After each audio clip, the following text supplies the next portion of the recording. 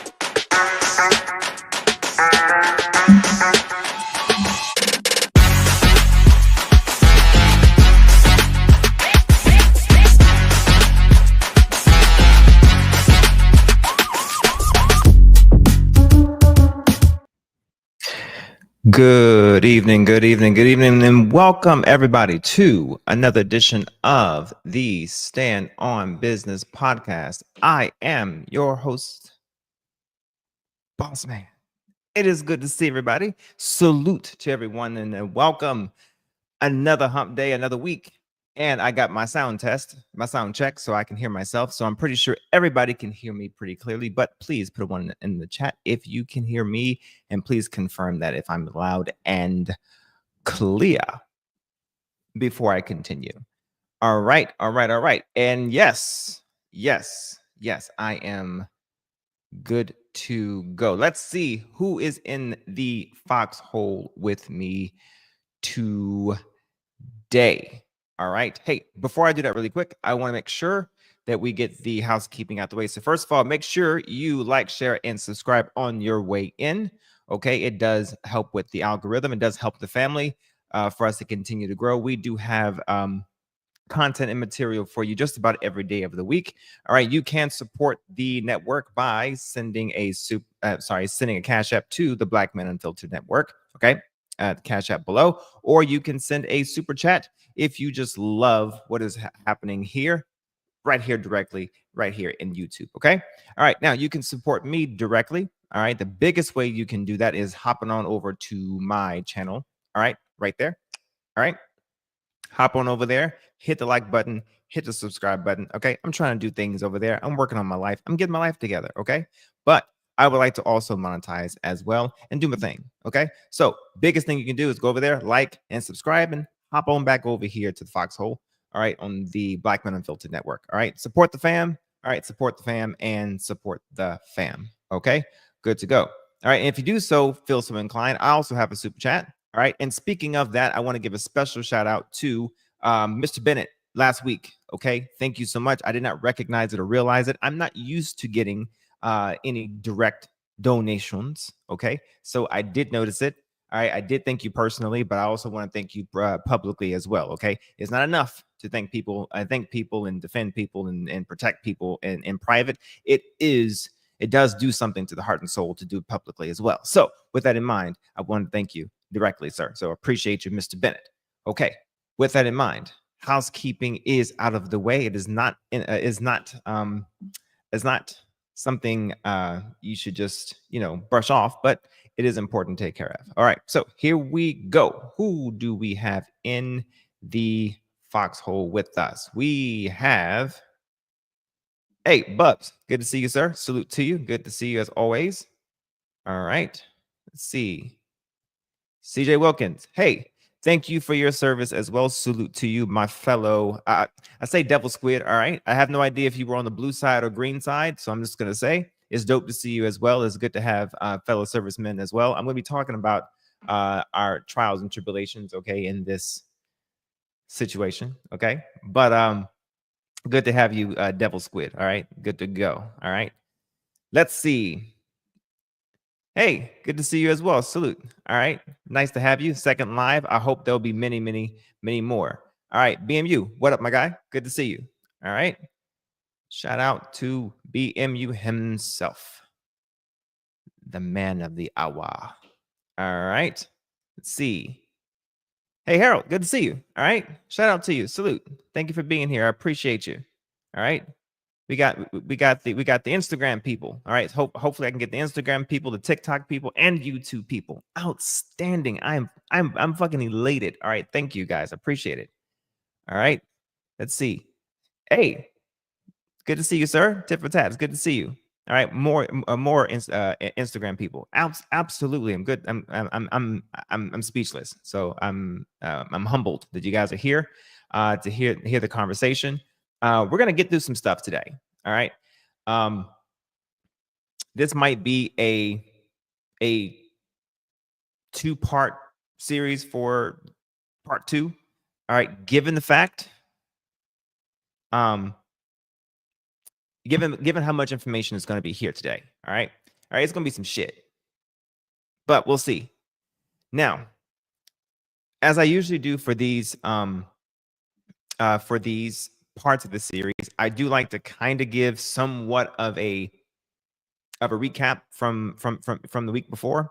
But I feel as though, given how much information that we have to basically cover for today, I feel as though that's going to be a little bit excessive. All right. But I will say, given last week, I started this series to basically start, bringing the fire alarm. Okay. Ringing that shit. All right. And holding some people to account and bringing some people's feet to the fucking fire. Okay. Because it seems like every week, every day of every week, you just turn on the computer, you open up a tab, and it's just some more shit that this guy is doing. All right. And this guy I'm talking about, our bronzer in chief. Okay. Good to go. All right. This guy. And last week I did discuss some of the BS that's happening. And I am going to say, and I'm going to say this every week, people have many reasons why they voted the way that they voted. Okay. My primary reason for why I voted the way I did was predominantly for this reason right here. And it's the fact that this particular individual cares not about the structure of our government. He cares not about the rule of law. He cares not about his absolute role and function as the executive and as the president. He cares predominantly about himself, and to the extent that his will be done, for the most part, irrespective to how the functions of our government works. He is destructive to the Constitution and the constitutionality of our founding documents, our legal system, and the Constitution and the actual makeup of our government. This is the reason why I chose who I chose and chose against this individual. All things be damned. And some people say, well, that isn't enough. Well, most of you, okay, and I'm going to, remove myself, here just for a second, but I'm going to do this on purpose. Most of you have not taken an oath to wear any uniform, especially that uniform. But most of you have not taken an oath for anything in your life to serve and protect the Constitution against enemies, foreign, and people seem to forget the domestic part.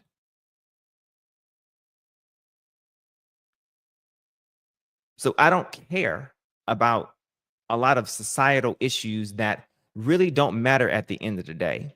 Who someone sleeps with,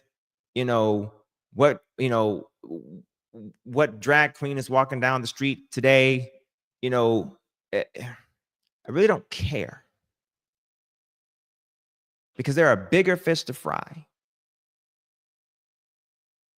than who's wearing what dress, who's loving who's fucking who, If we want to have larger conversations, we can have larger conversations while we still have a government that's functioning the way it's supposed to. And for the conservatives who seems to hold the Constitution to your heart closer than the Bible, then you have a person currently in office who seems to not give a fuck about the Constitution. And we want to ignore what is blatantly in our faces every day. All because all because we want to focus on the shit that doesn't matter at the end of the day.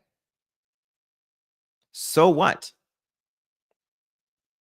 if someone doesn't agree with you religiously, someone doesn't agree with you socio-politically, someone doesn't agree with you, relative to who you think should marry who you think should lead, yada yada, so on and so forth?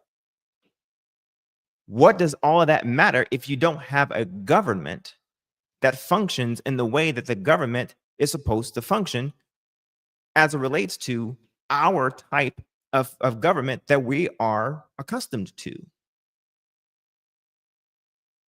What does it all matter if it's all gone? We literally have the three branches of government fighting right now. You literally have right now, this, I think it was this week or the last week prior, you have the legislative branch, and we'll get into this. I have clips, but we have the legislative branch trying to impeach members of the judiciary branch, all because of disagreement. Not because they did anything wrong, not because they did anything egregious, salacious, nefarious, all because they disagree. How dare they disagree? How dare they do their job? Which is to clock what is illegal, clock what is unconstitutional, clock what is partisan, clock abuses of power. And we want to ignore all that just because you have someone who's willing to write in an executive order that there's a male and female. Well, I got news for you. Everybody knows that. And the ones who seem to not know that, if they are the minority, then you're willing to fuck up a lot of shit in our country, all because you want to stick it to the minority within a minority within a minority. Because most of your LGBTQIA plus community really doesn't really agree with the non-binary folks. Really? Shit. Trans people are fully aware that there's male and female. Otherwise, they wouldn't be transitioning from one thing to another. You gotta know.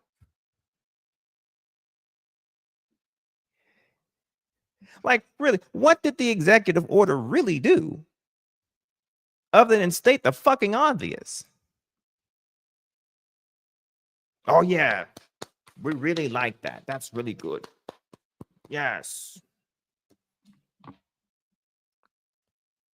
What did it do? Meanwhile, paying the price for someone to state to you what everyone already knew.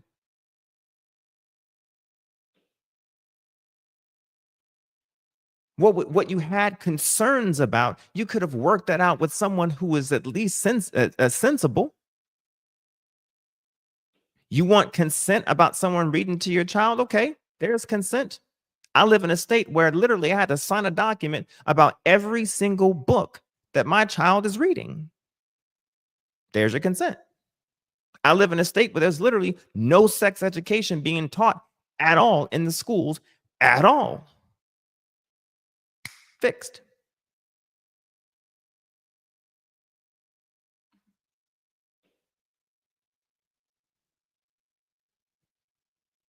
And it was predominantly, for the longest time, a Democrat governor with a 50-50 divide, Republican and Democrat legislature.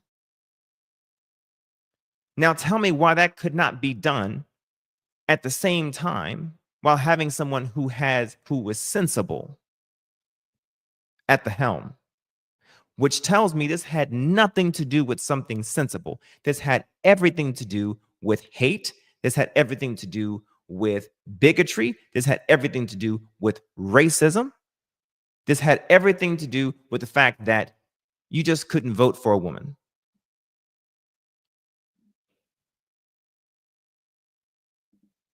It literally took John Roberts on the Supreme Court coming out to say something in order for Donald Trump to stop when they granted him the absolute immunity. Well, no, he's not stopping. And no, they didn't grant him absolute immunity. Because what's about to happen in August is that they have to determine if his actions were based on or under the cloak of presidential actions. See, they granted him immunity provided that, you got to read the fine print, provided that the actions that were performed were considered presidential actions.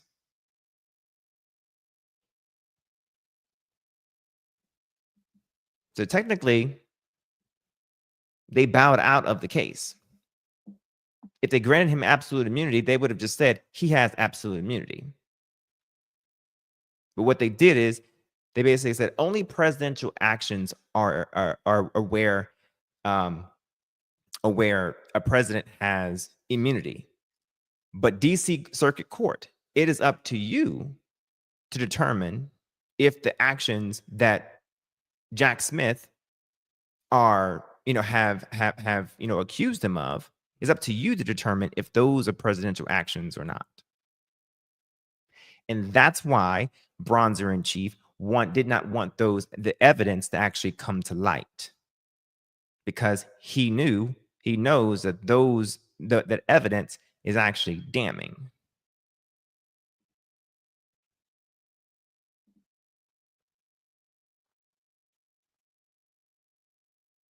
Correct.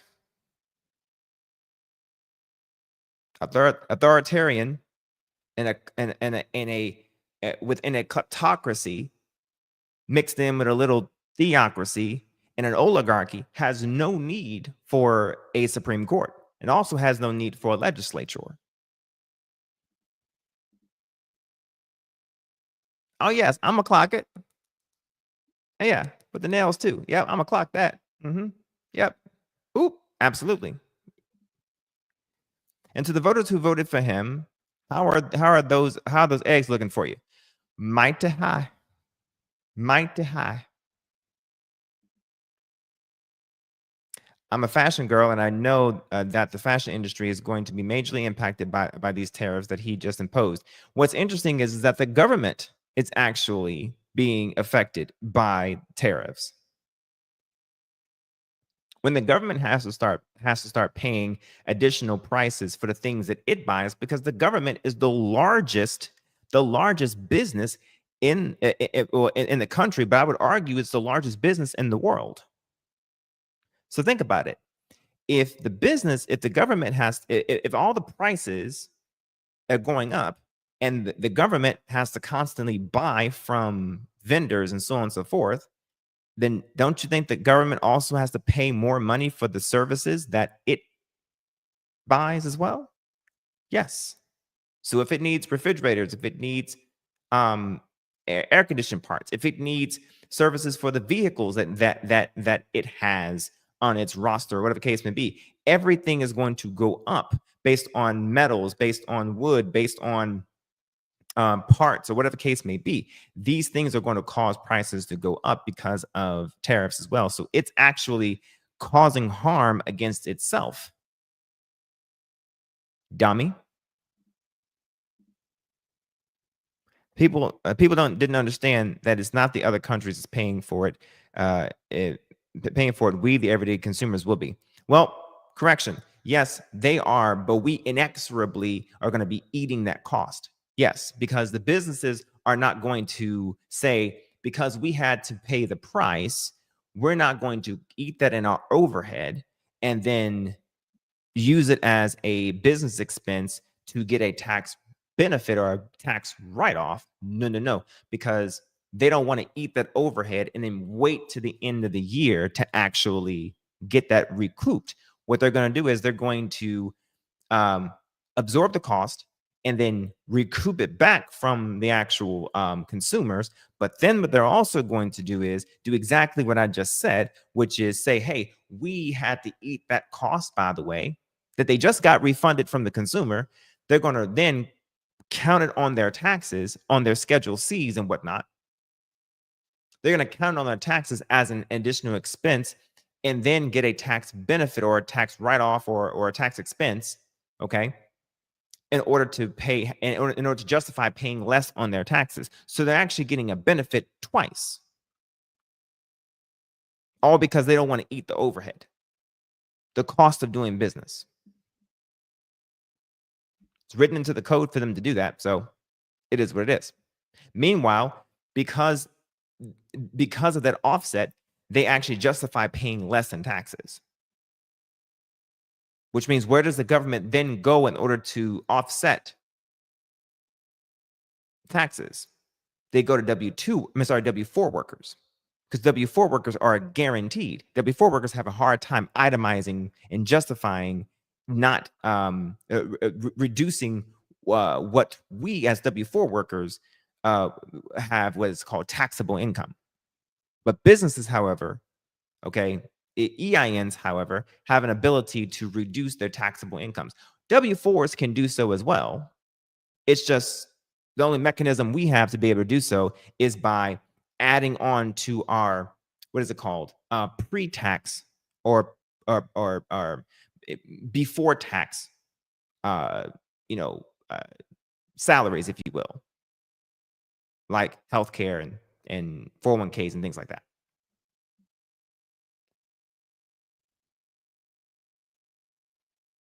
Okay, I like where that went. Good stuff. Good shit. So tonight, last week, we talked about a lot about the executive branch, and we're going to continue talking about the executive branch tonight, but we're going to add a twist to it, which is the judiciary. And I'm fucking proud of the goddamn judiciary. Not because they're full of Democrats who are hitting back on the president.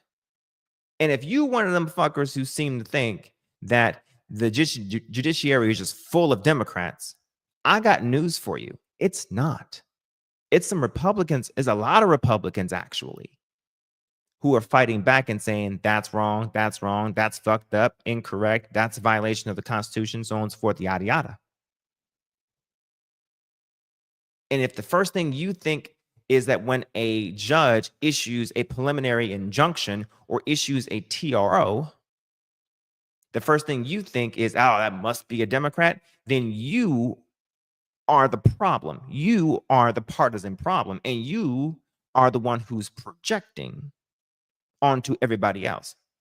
So your projection is actually an admission. So here's what I'm going to start doing. When people start accusing me of being partisan or accusing somebody else of being partisan because the outcome of their dear cult leader in chief is not getting done like they wanted to, I'm going to start taking it as an admission of guilt that you're projecting to avoid admitting something.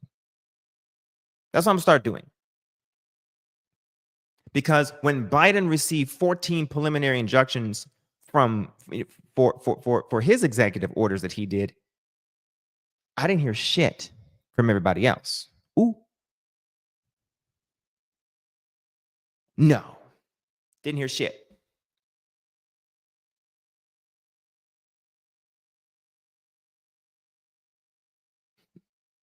Nope. I didn't hear shit. But now, the bronzer in chief, who's doing shit after shit after shit after shit,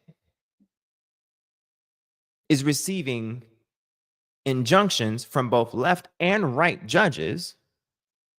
And all of a sudden, it must be because of partisanism.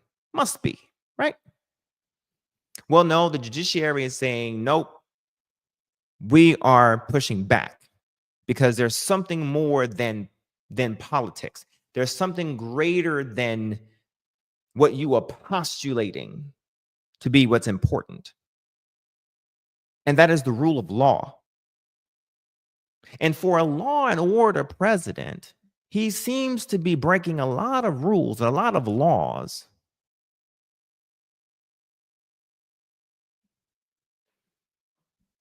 Wasn't shit high before tariffs? Didn't Joe Biden keep some tariffs of Trump? So, yes, things were high before. You're missing something, being you. Things are higher now.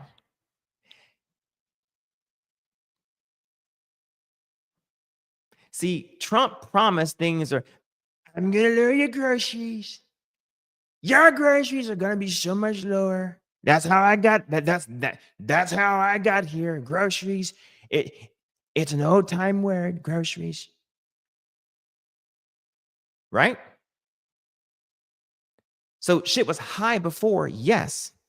But you can't then come and say, well, it was high before, so it doesn't matter what I do now. You at some point have to take responsibility for what's happening now. And what's happening now is things are higher now because of a direct effect of what you're doing now. And if you look at a graph and things were, yes, high, but they were taking an overall trajectory of either plateauing or going down, and then you come in and then within a month and a half time frame, they sky fucking rocket, and just so happens to correspond and correlate with exactly with what you are doing with the top 3 people that we trade with. That's not Biden. That's you. Orange man. Even Fox News is saying it.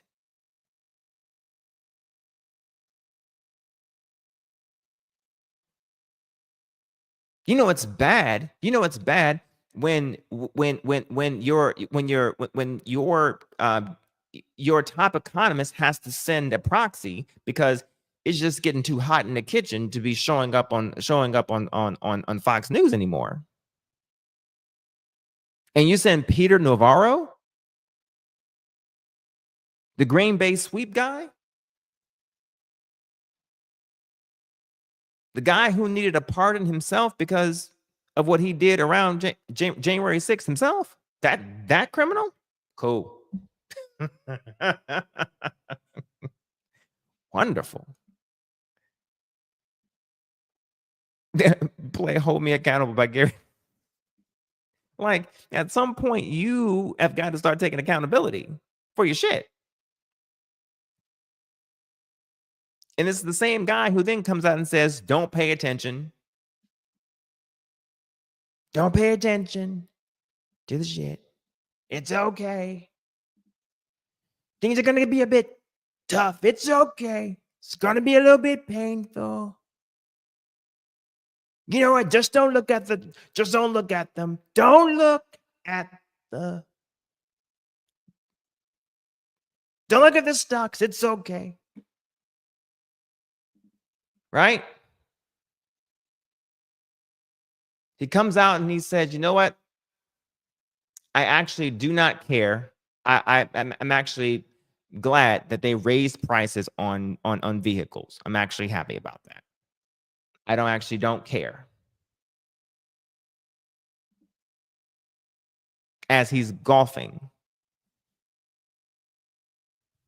So, at any rate, so back to the judiciary. So, class, legislatures, the legislative branch writes laws and controls the purse, the money. The president executes the laws. to ensure that the laws are faithfully executed and protects and defends the Constitution from enemies, foreign and domestic. And the judiciary branch, they interpret the law and provide a check and balance against the other two branches. Okay? Hey, Anissa, good to see you. All right. Now, very simple. Very simple. Now, before we get started on the media for tonight, I promised, it's going to be out of order, out of context, but I promised that I was going to do this for every show on this series. And so, here we go. Donald Trump, when you're so into facts, because his entire campaign is not based in facts. It was all based in propaganda and emotion. I voted for Donald Trump for one reason only. His policies, if implemented, would slow the dispossession of whites in the United States. If he were to deport all illegal immigrants, if he were to think very hard about letting in any Muslims, all of this would slow the rate at which whites are becoming a minority. Why are you so worried about the white dispossession of America? Because I want my people to survive. Is that so strange? We don't control China. We don't control any place where whites are not a majority. And if we become a minority, we will not control our own destiny anymore. I grew up in this country as a minority, as the children of immigrants. I was their first child born in America. And while I didn't have much possession or didn't much control, I really enjoyed myself. And I think that if you ask a lot of Americans, they would say that I had a lot to offer this country. You know, according to you, I guess I would be perpetuating the dispossession of white America. That is true. That is true. Would you say that you wouldn't want me in this country? At some point, when my ancestors built this nation, they did not build it with the intention of giving it away to Mexicans or Chinese or Haitians or to anyone else. Do you consider, you keep saying your ancestors built this country, you consider that a fact? Who else built it? Black people, Native Americans, Chinese people who came and built the railroads. Do you think none of that could have been Italian achieved? people. But they're Europeans, aren't they? But you believe in evolution, right? Evolution, I think, explains a great deal. So according to evolutionary theory, we're all out of Africa. So at some point, your ancestors were sub-Saharan Africans. So what? At some point, our ancestors were unicellular animals. So I'm saying at any point in time, we could say you were an African. So you're choosing to pick this point in time and say you're a descendant of white Europeans. Why do you think I'm choosing this point of time? Because it's in favor of your politics at this point. It's because I'm alive now. Come on. My issue with you is that I don't think you have enough compassion and vision, not because I don't like what things are now, it's that I have hope and belief in what they could be.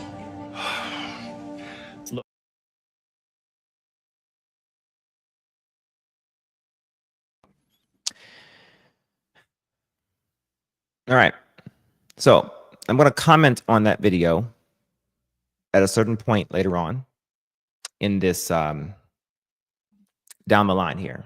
But I'm going to continue playing that because I wanted to be reminded what the conversations truly are. Not surface level, but the subcutaneous level. Okay. All right. So, and by the way, while we're on some of these things, by the way, I want to also take note of something. People want to say that Trump is Christian. Has anyone ever stopped to think about why Donald Trump took a picture in front of a church with an upside down Bible? It was a demonstration, I believe, to portray that he's actually not. He looked at that Bible for a little bit and purposely turned it upside down to show, I believe, that he's not. And everyone ate that shit up. But what I really wanted to get to here is that Christian men didn't want to vote for a man. Didn't want to vote for a woman because she was a woman, right? A woman couldn't lead, right? But yet, this. I'm also creating the White House Faith Office, led by Pastor Paula White, who is so amazing. We will protect Christians in our schools, in our military, in our government, in our workplaces, hospitals, and in our public squares. And we will bring our country back together as one nation under God with liberty and justice. Ahaz is wicked. He rules. He brings in idolatry. He brings in pagan. Pastor Paula White, a woman pastor.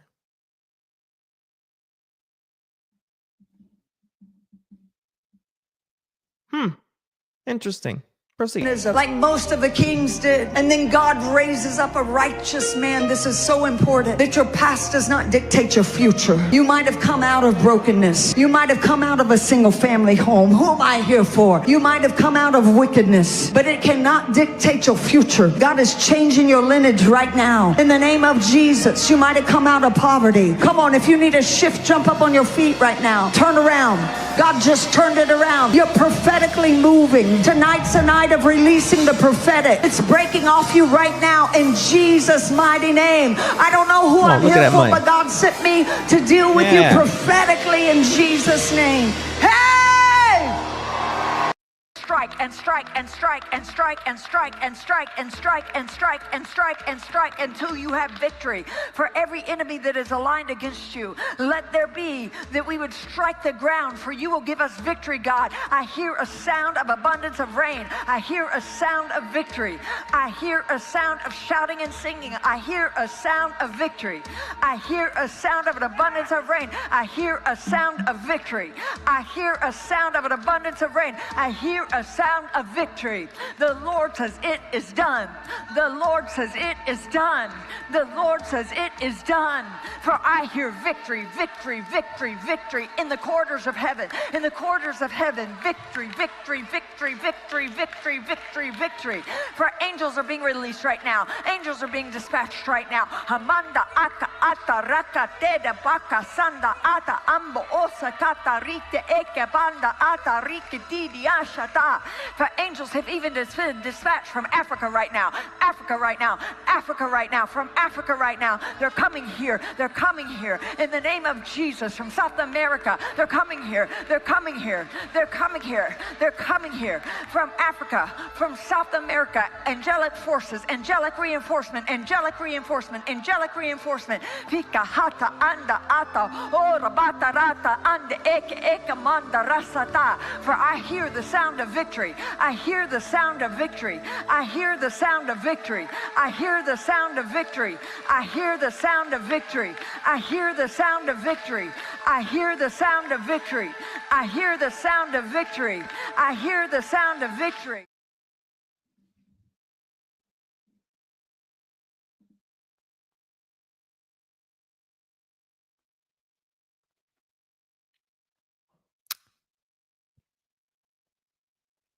And so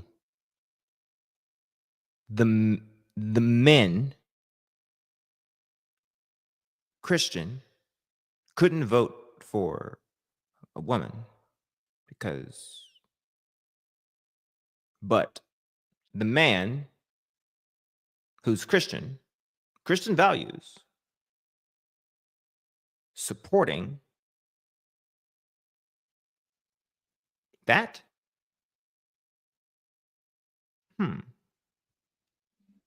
Okay. Just saying.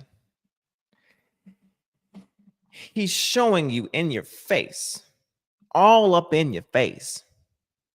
He's putting hypocrisy, he's putting the whole thing in your mouth. I'm just saying. But as long as y'all get your little executive orders that says 2 genders,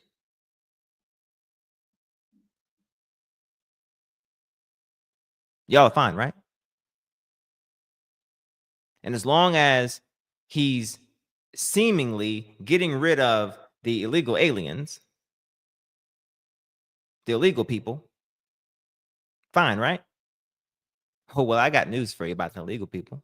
Y'all not gonna like what I'm about to tell y'all. So those of y'all who are leaving, you might want to come on back, because I'm about to upset y'all tonight.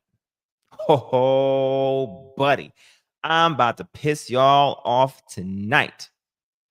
All right, I'm about to fill y'all belly with a whole lot of law tonight. Oh, I'm about to fill it tonight. Okay. So let's go, because the judiciary's gavel disagrees, and I'm about to show y'all. Okay.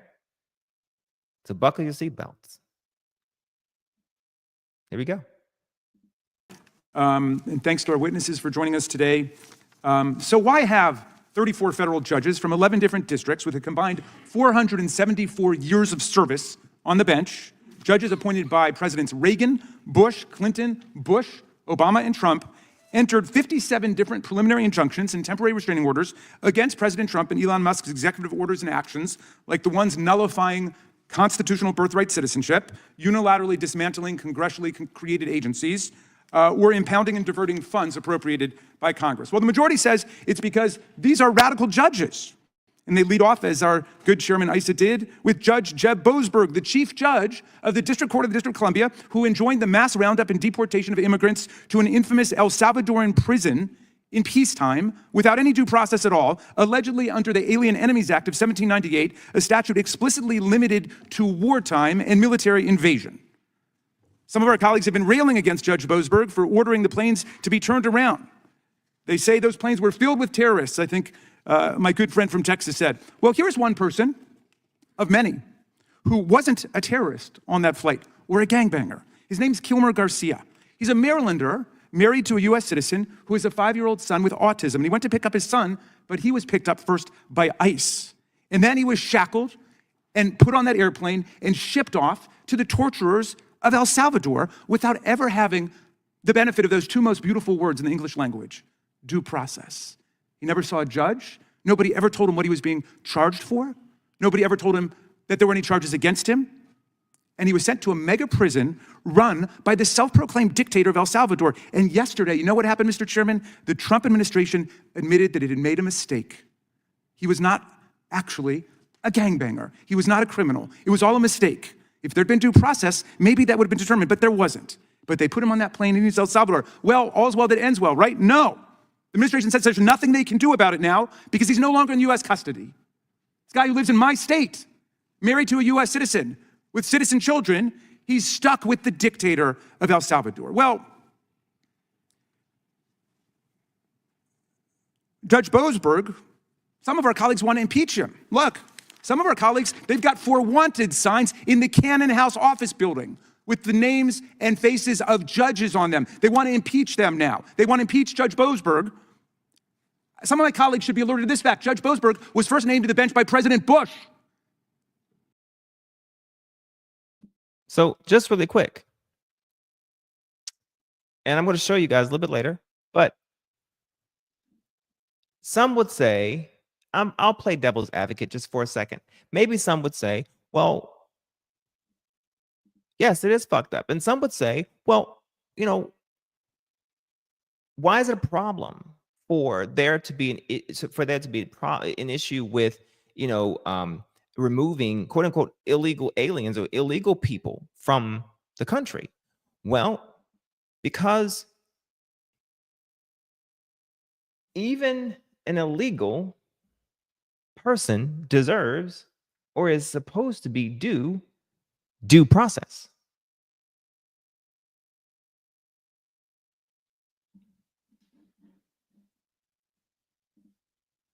So let's see here.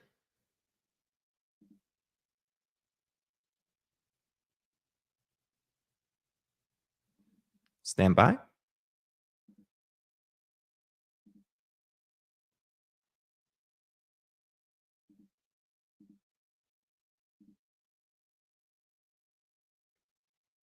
(18 U.S.C. 1231), detention and removal of alien ordered removed. Now, let's skip down to B. So there's A. Let's skip down to B3,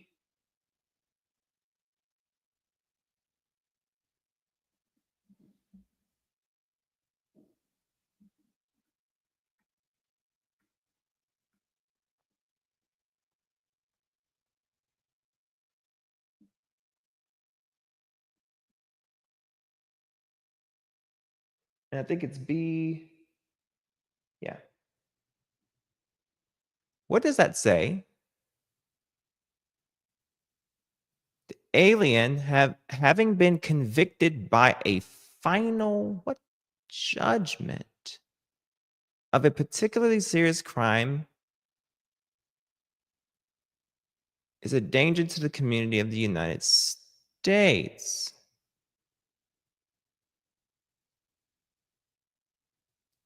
There's due process that is required for these things.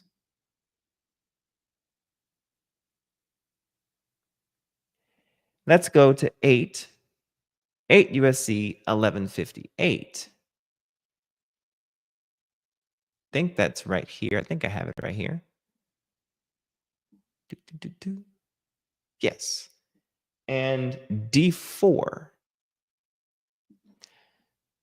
Notice of privilege of counsel and consequences of frivolous action at the time of filing the application for asylum. The Attorney General shall advise the alien of the privilege of being represented by counsel and of the consequences. There's a need to provide notice.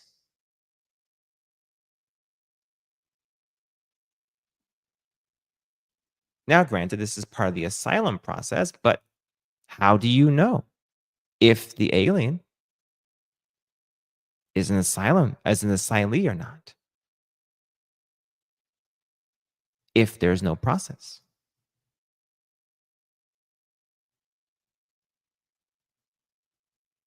Just a couple of things here and there. That's all. You can't just go. You can't just randomly go and just pick a person and just grab them. There's a process. And here's the scary part, is that if you don't, then what ends up happening is it could be anybody. You can just go and grab anyone and they say, I think you are this, therefore go. Do you see why that's, like Anissa said, fucked up?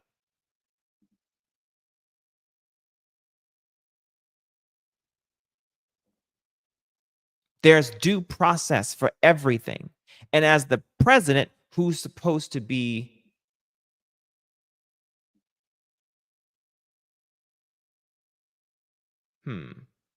where did it go? Here we go. Right here. And as the president, who is supposed to be, I do so solemnly swear or affirm that I will faithfully execute the office of the President of the United States and will do my best and ability to preserve and protect, defend the Constitution of the United States.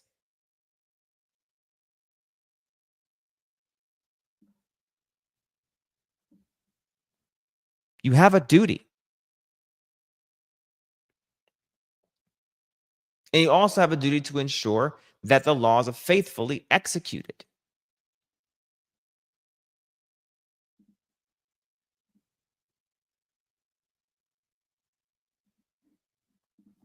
Good evening. Just saying. But we're going to get into also what laws they broke because, again, the judges ain't playing around.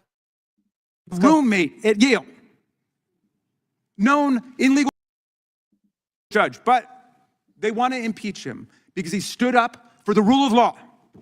Now, Democrats say all of these executive orders and actions are being struck down not because these are radical left rogue judges, but because the judges, regardless of who appointed them, are doing their jobs.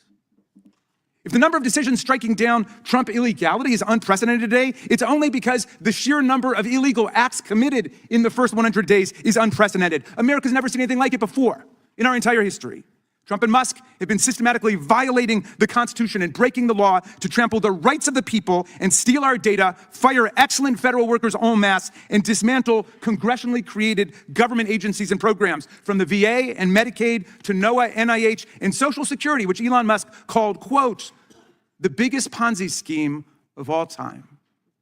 When brave Americans go to court to defend themselves against the president of the United States and the richest man in the world, these judges from across the political spectrum are showing up to work. And Apologies. I found something. Here we go. Yeah, 1231, detention and removal of aliens, aliens order removed. You go down to C right here, notice. They must be provided notice that they are going to be either detained, supervised, imprisoned, arrested, or on parole, supervised release, or probation. Must be provided notice. Missed that part. That's the part I wanted to actually provide and show. Of course, once I had a moment, I was able to provide it there. So you can't just go and just remove. There's a whole entire process. The point that I was trying to make there. Okay, let's go. America, why we have an independent judiciary. And yes, I've got to tell my friend Chairman Jordan that even if you campaign on doing something unconstitutional, like naming people kings and queens or stealing other people's money, no, that doesn't make it constitutional, even if you campaigned on it. And the vast majority of the things here, I never heard of them campaigning on. But in any event, it's irrelevant to the job of the courts. Anyone who's read any of the decision knows that what we're witnessing today is a matchless constitutional crime spree by a rogue president and his Doge enforcer, a government contractor who has pocketed $38 billion from the taxpayers, multiples more than he has ever even claimed to have saved us. And we know how Doge makes typos, converting millions into billions. Read the decisions. Conveniently. Look at these cases, finding that Trump violated Congress's spending power and usurped our lawmaking power under Article 1. Read the cases, finding that Trump violated the First Amendment free speech rights, the Fifth Amendment due process rights, the Sixth Amendment counsel rights of the people, even by discriminating by name against law firms and lawyers, actually banning specific firms and lawyers from federal buildings and courthouses, federal contracts and federal employment, all simply because they dared to represent their clients, and Trump hates them. Now, out of this mountain of cases, which I can only surmise our colleagues have not read, let's zero in on Trump's executive order contradicting the very first sentence of the 14th Amendment, which says that any person born or naturalized in the United States and subject to the jurisdiction thereof is a citizen of the United States. Trump got struck down by a Reagan judge, a Biden judge, an Obama judge, and a Bush judge. The Reagan judge said, quote, "I've been on the bench for 4 decades. I can't remember another case where the question presented is as clear as this one. This is a blatantly unconstitutional order." Blatantly. This is from a Reagan judge. Now, my colleagues seem to think that an executive order is greater than a law or the Constitution itself. But an executive order cannot trump a federal statute, much less the Constitution. Now, listen to this for a second, because for some odd reason, these Republicans or conservative Democrats, because that's who I believe I'm working with here, are conservative Democrats. That's why they seem to be so upset about there not being enough masculinity within the Democrat Party, because they're actually Democrats who voted conservatively. That's my opinion. It's not factual. All opinions aren't facts, but those are my opinions. Okay, I have not been proven right nor wrong yet, but that's my theory. Okay, now what I'm working with here is the fact that executive orders seems to be laws. They're not. They're not. And it seems to be to me that they are orders from the Republican president seem to be more powerful, and the executive orders from the Democrat president are unlawful and wrong and you know, subjugate or just subjective, and it should be, you know, eradicated and exculpated and just completely destroyed, is what I'm getting at. Because how dare anyone go against a president's executive order? Right? Is that what I'm getting at? Is that what I'm understanding?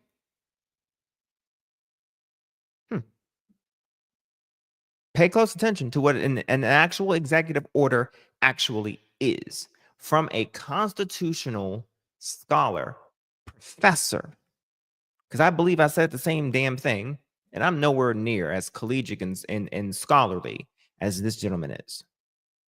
An executive order is just an order to the executive bureaucracy to follow a policy unless and until it's countermanded by law, by the courts.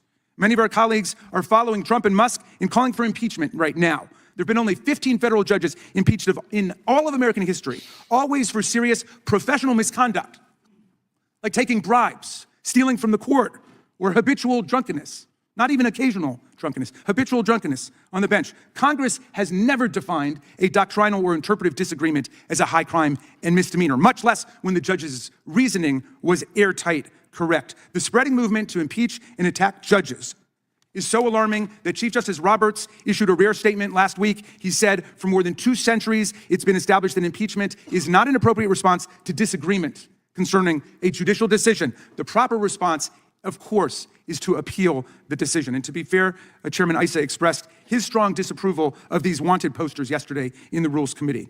Now, for some members, talk of impeaching these so-called rogue judges is just fun and games. But the vicious assaults, the vicious rhetorical assault on the judiciary has turned into something more sinister in certain quarters. Actual violent threats, bomb threats, direct intimidation. Judge Boasberg, the Bush appointee, must endure scandalous online attacks and insults by President Trump and Elon Musk and their followers. Even worse, the campaign of vilification has spread to Judge Boasberg's family, including outrageous attacks on his daughter, who's had her photo and her place of work posted on social media by Elon Musk to his. But this is all wonderful. This is we didn't have any of this in Biden's administration. We didn't have any of this shit. But no, this is all good. So as long as we stick it to the gays, a woman is not in office. And we have who we idealistically think should be teaching our kids. And somehow, some way, gay people and trans people are going to go back into their closet because we have the Tanner in chief up front and center, right?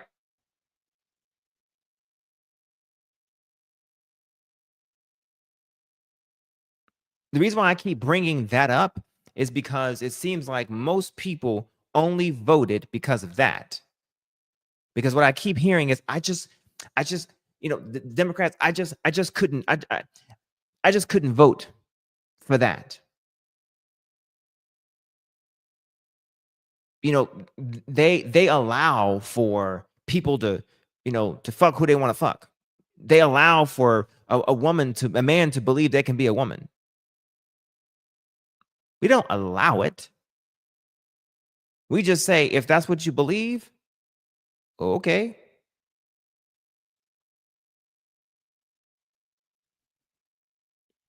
So?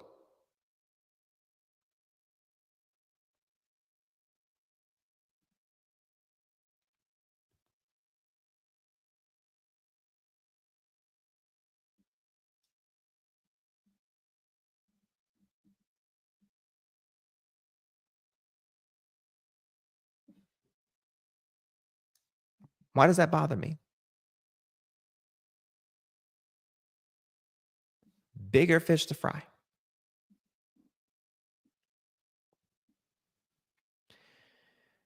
All because of social issues. So what? I don't get it.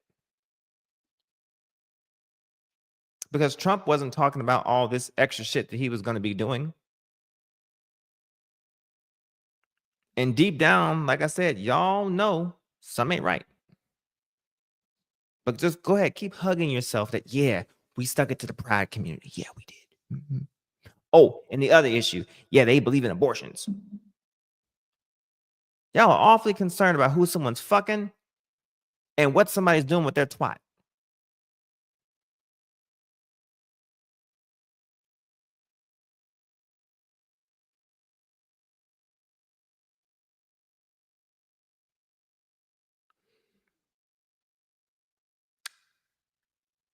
We can't control as to what someone may perceive to be their version or their definition of what the pursuit of happiness is. And you can't control 1 USC subsection 8.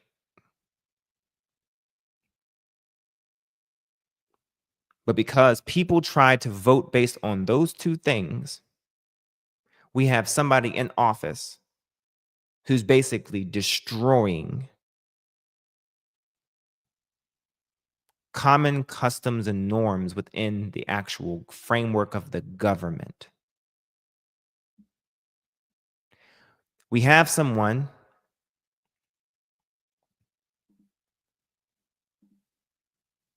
who's doing this.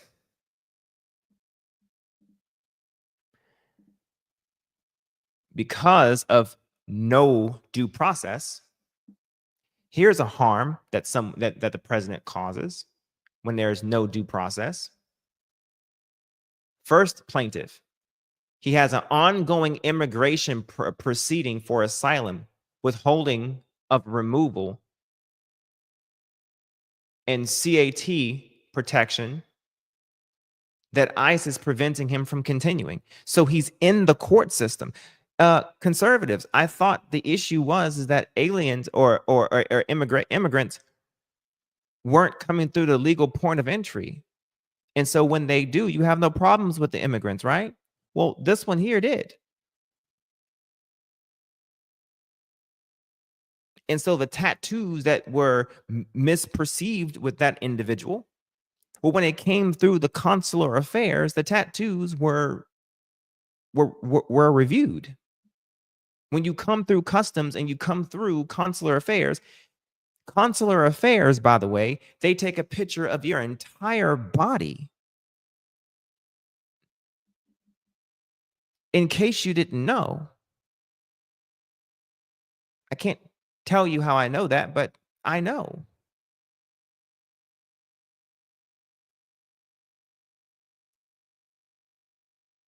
Consular affairs marks your scars and body marks and whatever for identification for your visa.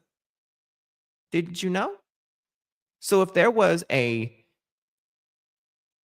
issue with the tattoo, they would have identified what tattoos were markings for gang-related situations. They would have done so.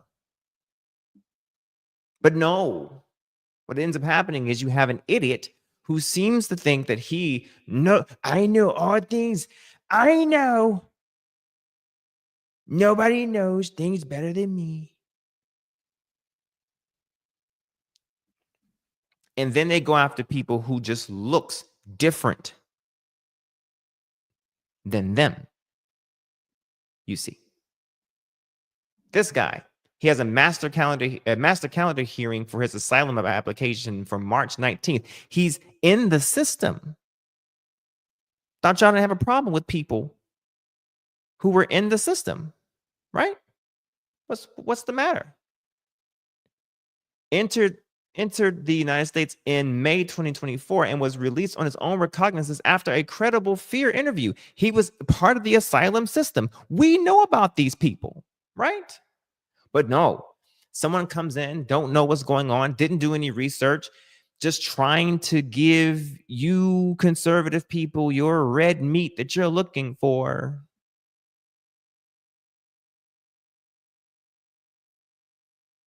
And all of this without due process. This is why the judge said what he said.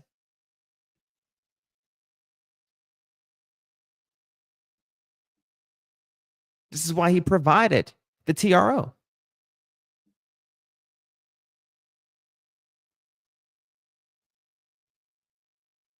And then they try to come back and trying to vacate the TRO. So you tried to appeal it. But here's the problem. We're not at war with the people. We're not at war with any country.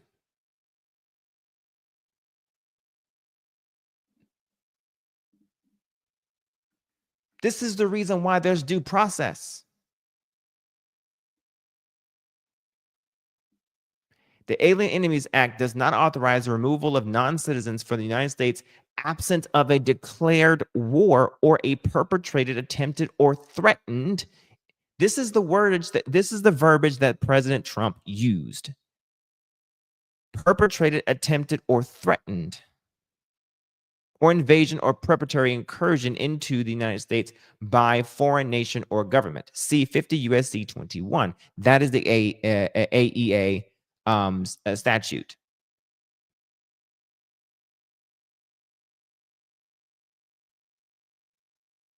The AEA process, which was purportedly established pursuant to the authority of 50 U.S.C. subsection 21, was not authorized by law. The application of the AEA process to plaintiffs is therefore ultra vires 5 U.S.C. 706.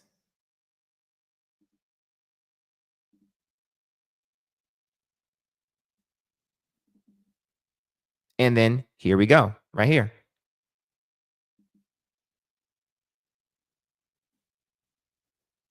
So let's see. So let's go read, because you need to read, folks.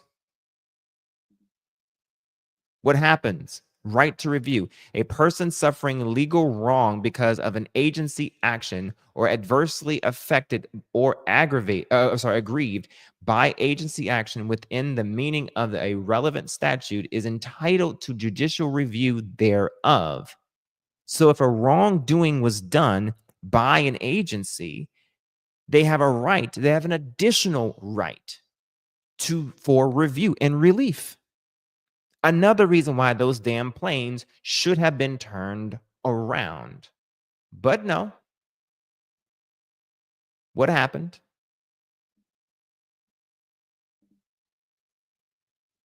Expanded the temporary block. What did Trump do?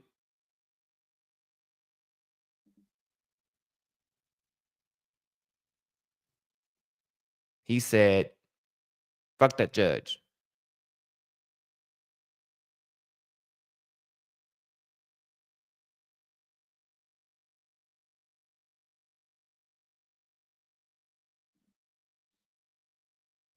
Now, what if Biden said, fuck that judge? You Republicans and conservatives would be losing y'all's minds. But no, what I hear is good job. Yeah, strong man, strong man. But I'm a law and order president. We're going to bring law and order back to the country. But a judge told you to stay.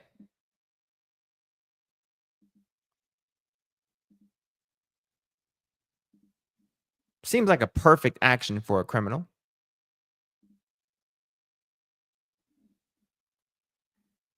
Violation of 8 U.S.C. 111.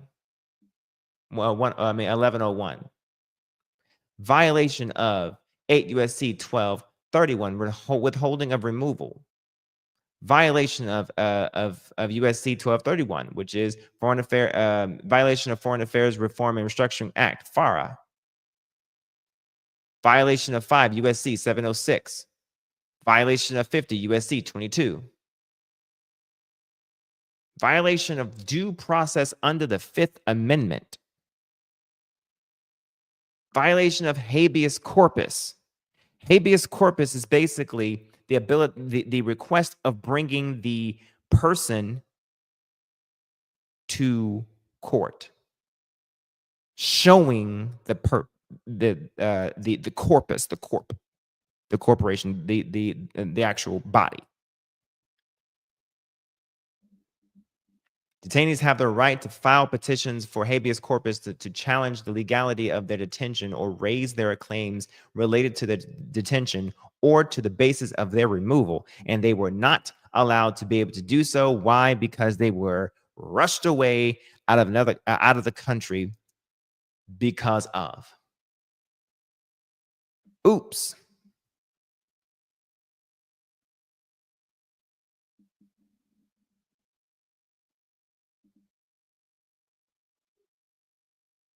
But again, oh yeah, look at that. How many illegal immigrants were working at the Roach Motel in Mar-a-Lago? Very good question. But the point that I'm making here is that law and order president, right? But yeah, let's continue talking about justifying why you voted for this man. Let's continue talking about that. Let's continue.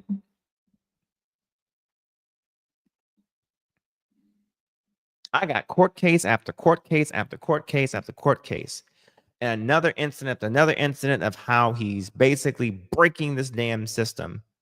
And all certain people can continue to talk about from all spaces in the internet, all spaces on social media, is that we're just happy at the fact that a magic marker stuck it to the pride community.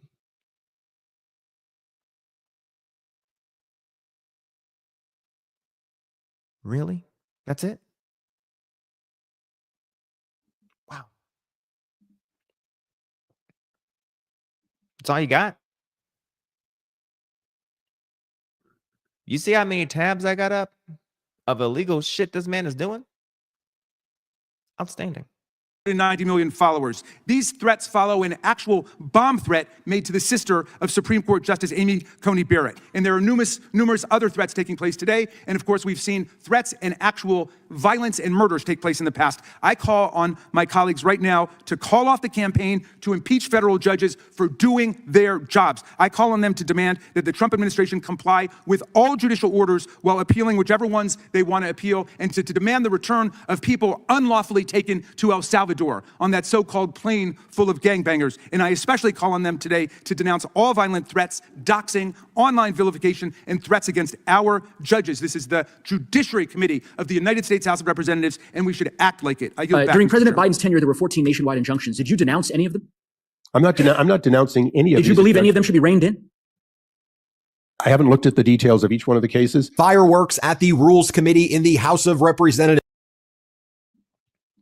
Okay, let's explain something really quick. All right, so the Rules Committee, let's talk legislature for a second. So the Rules Committee happens like this. Every time either a new rule is proposed, or every time a new Congress is seated, if you will, new rules for Congress is basically proposed. So we have that, or anytime a new rule is then proposed. What ends up happening is they have deliberations. Well, this Rules Committee comes in, and what they do is whoever is proposing the rule and whoever opposes it, essentially, what ends up happening is the members of Congress basically sit in a committee together and they depose each other for the most part. Now they're not under oath, but they basically, who is co-signing the rule change or whatever, the dais is right there for the most part, and they basically ask questions amongst each other for the most part. And this is what you're seeing, essentially, are basically a room full of congressmen for the most part, asking questions amongst each other. Now, what they are talking about is essentially changing the rule to essentially consider a bill to go into law in order to reduce the power of the judiciary. To basically say that a judge cannot issue a temporary restraining order or an injunction against a presidential executive order or a presidential proclamation. So before it leaves the Rules Committee, after it leaves the Rules Committee, it then goes to a committee, and then it goes to the House floor for a full vote, and then it goes over to the Senate, and it does the exact same thing I just mentioned, but then it goes over to the Senate. Once it leaves the Senate, provided that it has no changes or no earmarks, anything of that nature from the House's version, then it goes over to the president for signature. Okay. Follow? Let's go. You saw there Democratic Congress member Joe Neguse cross-examining a MAGA Republican Congress member, Darrell Issa. Issa introduced legislation to, he says, rein in injunctions by federal judges. And there you saw Neguse pointing out that Issa was unconcerned about any injunctions when they were happening with Republican federal judges during the Biden administration. More on that in a moment. The fireworks didn't stop there. Earlier in the day, MAGA Republican Congress members were posting photographs of federal judges that they did not like and that Donald Trump's been attacking with wanted signs over the photographs of the judges, clearly creating threats to these judges, potentially encouraging people to harm these judges. Democratic Congress member McGovern, he pointed this out at the Rules Committee and said how MAGA Republican Congress member Ogles and others who are doing this, it's absolutely despicable and this should be condemned. Play this clip. I do want to ask unanimous consent to insert in the record. This is one floor below my office, in front of Representative Ogles' office. Wanted posters of judges. It says, "Known Get Trump judicial activists wanted." And this is the kind of stuff that some of us are asking there to be universal condemnation about. I mean, this is threatening to these judges. Wait, that's a good way. You seem very passionate about ending nationwide injunctions. Not ending, reining in. Fine. We'll use your word. You feel very passionate about reining in nationwide injunctions, right? Unless they pertain to the plaintiffs before the judge. Putting a lot of disclaimers on it. I mean, you call this bill the No Rogue Rulings Act of 2025. I don't think I'm misstating your position. Subject to the disclaimers that you provided, you believe that there should be reining in of nationwide injunctions, right? That's why you're here. That's why you're submitting this bill, right? That's correct. Okay. During President Biden's tenure, there were 14 nationwide injunctions. Did you denounce any of them? I'm not denouncing any of these. Did you believe any of them should be reined in? I haven't looked at the details of each one of the cases, but was there any that you made a public statement about? Wait a second. There were 14 of them. To the extent that judges were ruling beyond the plaintiffs before them, sure, I hereby would say that they were wrong to do. Okay. The fact is, judges should represent a decision for the plaintiffs before them. Your team may need to go online and delete some of the social media posts that you've previously posted, right? Are you familiar with a case called Missouri versus Biden? I don't recall that. This was a case regarding social media moderation by the administration. Oh, sure. Sure. And on July 5th of 2023, this is on Twitter or X, what it was called back then, you said here on your social media, quote, "A federal judge is stopping the White House from colluding with big tech to censor your free speech on social media. Releasing this decision on Independence Day was right on target." Okay, this is your tweet. July 5th of 2023, celebrating a district court nationwide injunction against the Biden administration made by a district court judge in the Monroe Division of the Western District of Louisiana.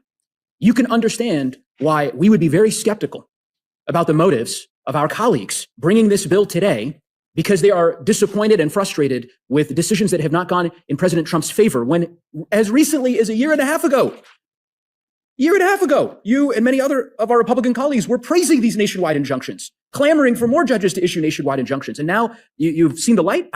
Explain to me how that happens. Since you've studied that one, did they rule beyond the plaintiff before them? I believe so. It was a nationwide injunction. We'll get you the decision. If you want to parcel through, we can go through each of the 14 injunctions, nationwide injunctions. That's why I made the list so far of 17 of the decisions would have still stood under this bill. We will go through. I can promise you, Mr. Issa, we've got a great team. They'll go through. They'll pull every nationwide injunction that was issued during the course of President Biden's time in the White House. I suspect we're not going to find any statements from you denouncing or disagreeing or believing that those nationwide injunctions, provided they meet the disclaimers you've stipulated to. I don't know. I mean, are you contending that was the case? I think you'll find that some of those 14 would survive, a significant portion of would survive under this legislation. Sure, but the ones that wouldn't survive, you weren't taking issue with them in the past. In fairness, every single one of them would still survive. They would simply be limited to the plaintiffs before the judge. Mr. Issa, I would simply suggest, I know that, because I know Ranking Member Raskin real well, I know that he was disappointed when there were decisions made by federal judges issuing nationwide injunctions by virtue of the forum shopping that Republican attorneys generals had done during the course of the Biden administration. I suspect he was disappointed. What he didn't do was come before the Rules Committee and ask our committee to end nationwide injunctions as a matter of course in federal law. He didn't do that. Well, how do I know that? Because I'm on the Rules Committee. I was here during the course of the Biden administration. He wasn't here asking us to do that. So I would just implore you, and I know this is your legislation, so I suspect that perhaps this is a tougher request for me to make, but I would certainly implore my colleagues on this committee to reconsider their support for this legislation. I don't think that it's in the best interests of judicial economy or adherence to the rule of law. I get it. You're frustrated. I understand that temptation, but we don't respond by changing federal law so that judges can no longer provide the kind of equitable, inherent, and injunctive relief that they have provided since the inception of our republic. Ranking Member. Now let me show you the longer exchange here of Democratic Congress member McGovern. Play this clip. I do want to ask unanimous consent to insert in the record. This is one floor below my office, in front of Representative Ogles' office. Wanted posters of judges. It says, "Known Get Trump judicial activists wanted." And this is the kind of stuff that some of us are asking there to be universal condemnation about. I mean, this is threatening to these judges. It has no place in the halls of Congress. I ask unanimous consent. Not only would we want that, but this committee has had a long history of providing security. We are currently redacting the addresses and other information. So the one place that you'll find we won't be in front of you except united, is on the security of the judges. Can we get some agreement that members who put these posters up in front of their offices will take them down? I don't believe we should be putting up pictures of judges. And I thank Mr. Issa for saying that. I would hope also that all of the calls to impeach judges because members And look, feckless. Like there's not even a push to say I'll get them to take it down or I agree with that. No, just I don't agree with that. No accountability or not even an ounce of contrition at all. But there's the expectation on the other side for the opposing side to have that same contrition. It's amazing. It's amazing. And it's baffling and it's frustrating to its core to see it in real life. I don't get it, and I don't understand why people don't see this. But yet we want to focus on social issues more than what is blatant childishness as it relates to something so critical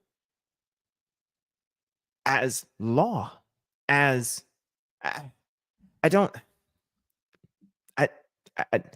get it. I really don't. I don't disagree with their opinions should be retracted, or at least that should cease immediately, because that is creating the climate in We which should all be able to condemn this. I think everybody should Yeah, condemn that. I'm glad to hear Mr. Issa agrees that should not be going up. But I think the whole thing about talking about impeaching judges who ruled in the birthright citizenship case or impeaching judges who are protecting our social security data is very dangerous. And look, Judge Boasberg's daughter has been the subject of an online campaign. And last I checked, Trump benefited from birthright citizenship. Last I checked. But there's a nefarious reason as to why Trump would want to get rid of birthright citizenship. There's definitely a nefarious reason for that.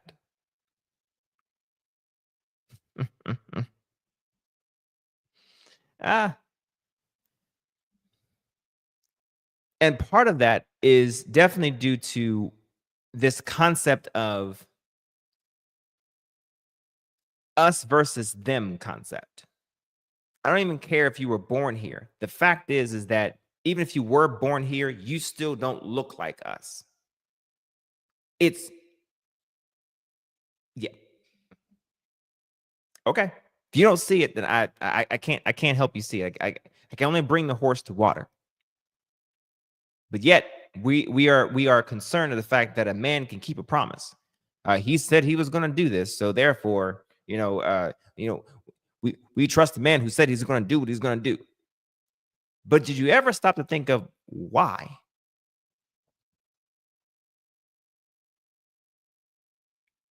And do you ever stop to think that maybe you're included in the nefarious plot? Black man, black woman, Mexican man, Mexican woman. Did you ever stop to think?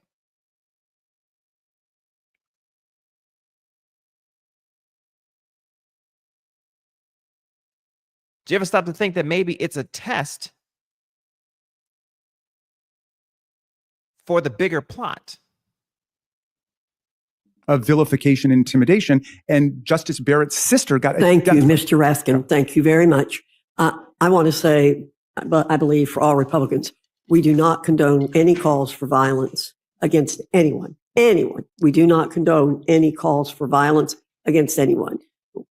Period. Now, the MAGA Republicans on the committee, they tried to basically do the same, what you saw McGovern and Neguse do, but they weren't as good or nearly in the same league. For example, you have this MAGA Republican Congresswoman Fishback, and she tries to go after Democrats and Democratic Congressmember Raskin and Democratic Congressmember McGovern. Really, don't let her get away with it. Here, play this clip. Mr. Raskin and Mr. McGovern have both talked about stopping the threats, take down the wanted posters. I would ask you to publicly then ask your side to stop threatening members of Congress. If you're concerned about threats, there are threats to Republican members of Congress from your side. Yes, there's wanted posters. I will get you copies of them because there's wanted posters of Republicans in their districts. And if you are concerned about threats, maybe we should talk about all the threats. There's one of our Republican members there's a guillotine set up in front of his office. You don't think that's a threat? I haven't seen a guillotine since January 6, 2021. It's my time, and there is one. And I am asking you both right now to publicly renounce, say, stop the threats against Republican members of Congress. To the extent that's happening, I'm not aware of it. I would absolutely denounce and renounce any threats against any member of Congress. Thank you. And I would hope that you would talk to your folks about stopping those threats because they You are give me a real. specific We example. have members who have to wear. Yes, it is about, they brought up the threats, ma'am. Yeah. This is, and Madam Chair, I'd like to say it is my time. Will you please my denounce time. Trump for sending a mob here on January 6th? January 6th is not happening right now. The threats are happening Nobody right denounced now. that on your side. And it's my time, ma'am, sir. But I would suggest that when you start talking about these threats, Yes. that you talk about both sides. And You see, y'all see it? There's this desire and requirement for one side to do everything, but the other side to do nothing. But watch this. suggest that you talk to your side because you have been talking about January 6th for a very Will you long denounce time. the threats against the judges? I don't think anyone should be threatened. I don't think there should be wanted See? posters out there. Won't do it. But these are serious. Can't do it. We have members who have to wear bulletproof vests because of the Democrats coming after them. Well, but I've had, So I would have several suggest- judicial restraining orders against people who have threatened me. So I can relate to what you're talking about. Then you need Then- to talk then- about all of them instead of sitting here in front of us saying that this is threats. And so I appreciate that you are going to denounce them I'm and you're going to quoting the work Chief with your Justice of the side. United States of America who wrote about it in his annual report. You talked about the threats. You brought it up. And they are serious against members of this body, Republican members of this body. And so I would appreciate it when you start talking about those things that you talk about both sides. You're aware that Democrats have received those threats too. So I recognize that all of us have. then we should all denounce it. We should all work against it, not just in the legislative branch, but the judicial branch as well.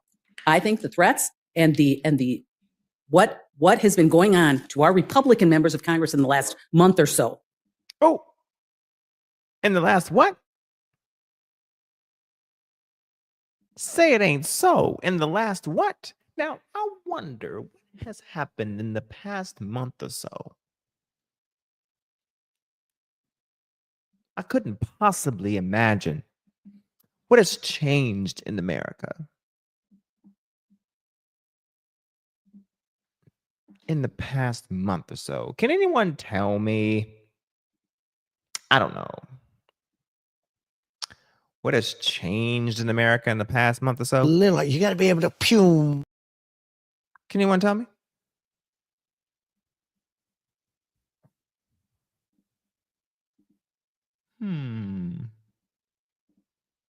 Little, you got to be able to pew.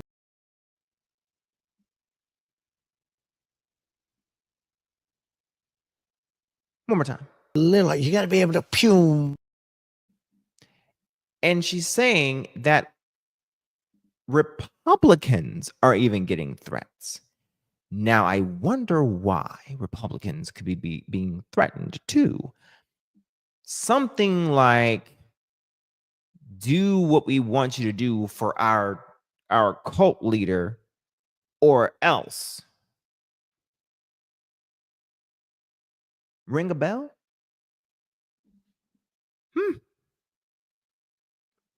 Just saying. Is inexcusable. We'll see. And then finally, you had MAGA Republican senators like Senator Houston of Ohio here being asked about Donald Trump saying he wants to have a third term in violation of the Constitution. In other words, become a dictator. Now, I'm just going to say something. I told y'all that this man was not going to was not interested in leaving office. I told you. Man, I am a fucking seer. I told y'all. And y'all still ain't told me I'm right about shit yet. Y'all still ain't told me. It's fine. It's fine. It's fine. It's fine. It's okay. I'm right. I know things. I know. It's okay. Nobody believes me, but it's okay. Donny Boy's right. I told you. I predicted it. on this here network. I was right, boy.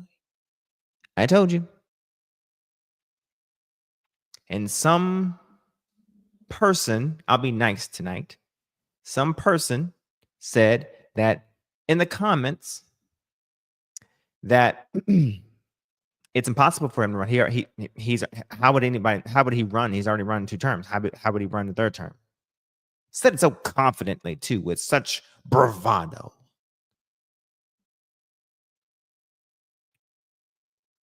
Yeah.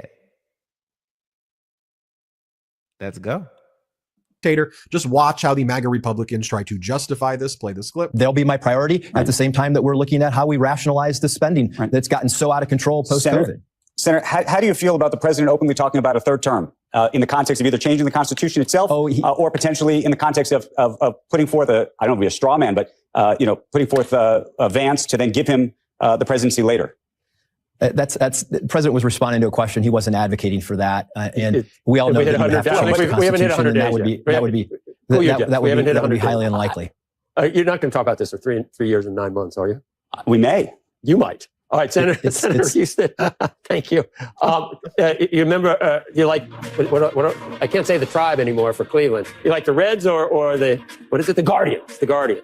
Yeah, I don't even know the name. The Guardians Reds World Series is my dream. There you go. And then who would you want to win that? Never mind. I have to say I'm an Indians fan. What?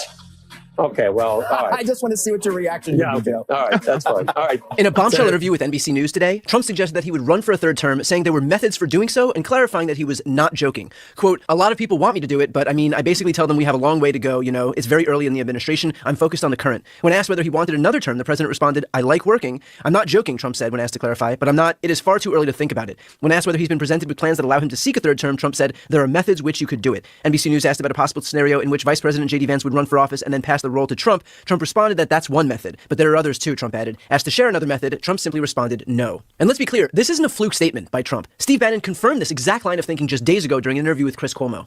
I'm a firm believer that President Trump... Now, I don't know when y'all gonna start believing this fucker, but I'm tired of telling y'all to start listening to him.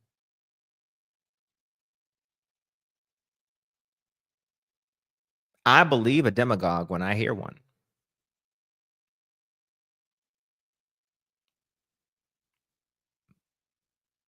When someone shows you who they are, believe them. Believe them. When someone shows you who they are, believe them. It's you idiots who don't. Either that or you purposely gaslight people. One of the two. But I'm tired of being right. I'm doing so much winning while Donny Boy's doing so much losing in the courts.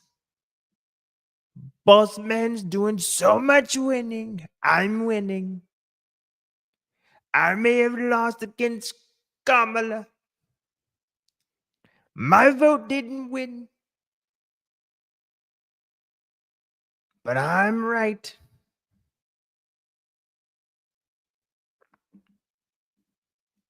Let's go. Will run and win again in 2028. So I've already endorsed President Trump.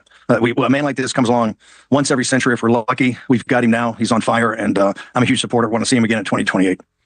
And obviously, anybody who doesn't like what you say but judges it as a function of a lack of intelligence doesn't know anything about you. I don't make that mistake. You're a smart guy. You know he's term limited. How do you think he gets another term? We're working on it. I think we'll have a couple of alternatives. Let's say that. We're working on it, he says. We're working on it, he says. This is the same guy.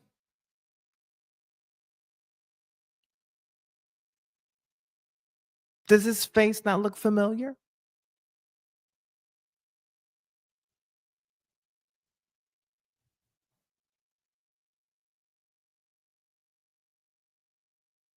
Hey, salute to you. I don't know what TDS is.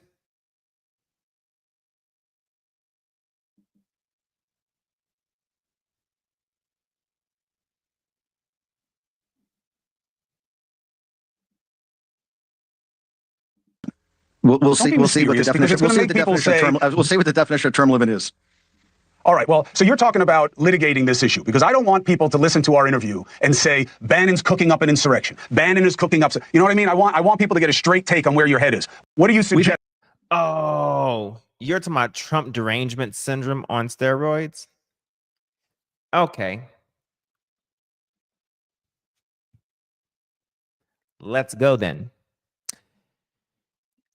Do you think that Steve Bannon has Trump derangement syndrome?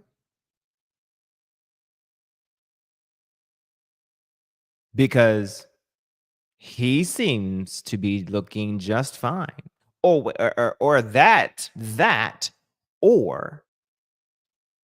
he seems to be absorbing a lot of Trump orange toner fart right now into believing that he can actually have a third term, since he says he's working on it. But see, that right there, my guy, is the problem. As you say, with the eclipses. Thought.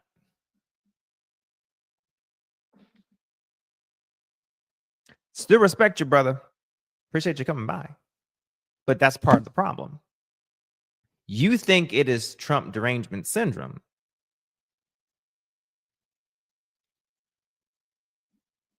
Hey, thanks for stopping by. I appreciate you, sir. Thank you. But no, that's, I think right there is part of the problem. It's not derangement. It's not deranged to believe what it is that you're seeing.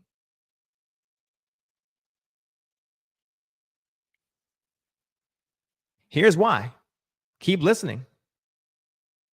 Chris, as you know, I've had greater long shots than this. We supported President Trump after the election. I realize you don't believe the election of 2020 was stolen. We do. We fervently believe that. When President Trump went back to Mar-a-Lago on January 20th, 2021, he was the longest of long shots to return to the White House. We said that day in our podcast and doubled down, having President Trump's back, that he was coming back not just to win the primary, he would win the White House, and we had to get organized and drive that victory, and also start working on all the policies. What's called Project 2025 or the... Let me rewind that for anyone who seems to not have heard that. Because, see, some people need to hear things twice. See, when we were trying to tell people that things belong to certain people, nobody was listening. Term limit is. All right. Well, so you're talking about litigating this issue because I don't want people to listen to our interview and say Bannon's cooking up an insurrection. Bannon is cooking up. You know what I mean? I want people to get a straight take on where your head is. What do you suggest? Chris, as you know, I've had greater long shots than this. We supported President Trump after the election. I realize you don't believe the election of 2020 was stolen. We do. We fervently believe that. When President Trump went back to Mar-a-Lago on January 20th, 2021, he was the longest of long shots to return to the White House. We said that day in our podcast and doubled down, having President Trump's back, that he was coming back not just to win the primary, he would win the White House, and we had to get organized and drive that victory, and also start working on all the policies. What's called Project 2025 or the America First Policy Institute, but all those different think tanks that's... So, Steve Bannon himself is acknowledging that Project 2025 and all the other think tanks is policy for Trump. Now, let's put these, you see this picture? Let's put these little blocks together right quick, okay? So, because I don't believe in coincidences. So you have him saying that they put the policy together. Then you have Trump getting into the office. And then you have one of the authors of Project 2025 who is in the book or in the policy. It says that Mr. Vault would be slated to be running OMB. Who is running OMB right now? Mr. Vault. And then as things come out from his magic marker, it's lining up with Project 2025. So you'd have to forgive me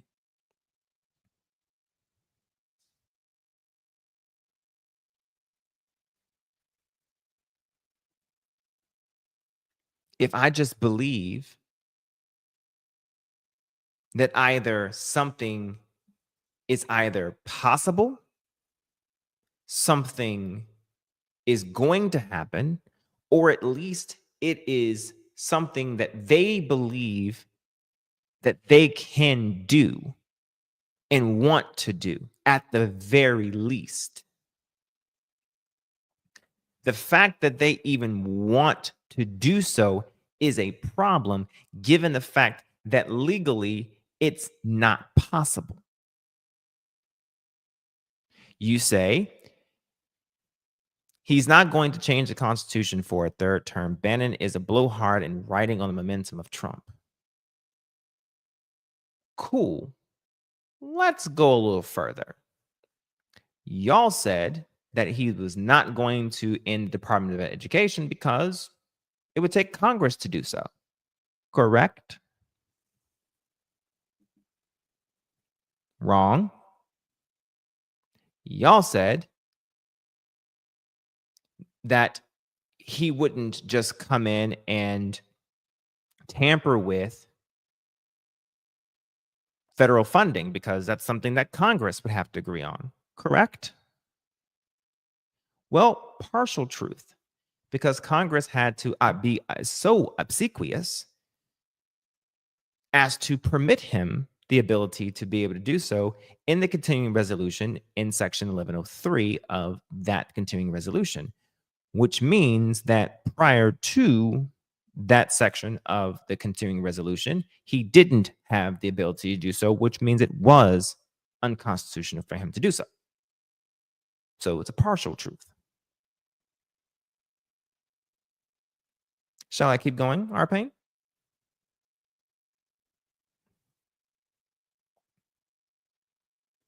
There's a lot of shit that y'all said Trump wasn't going to do relative to prior to 2025, and he's doing everything that those think tanks told him to do.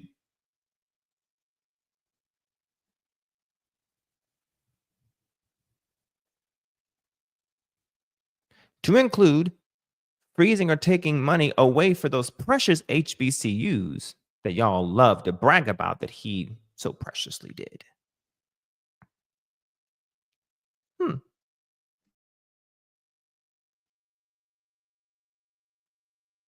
And is putting money towards specific schools that are not designed to be for Black people, that predominantly Black people go to.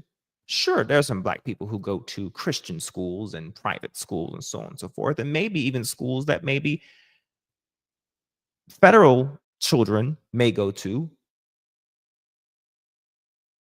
and veteran children may go to.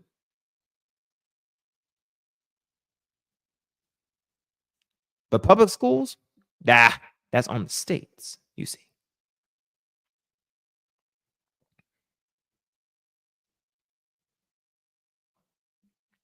Need to know more?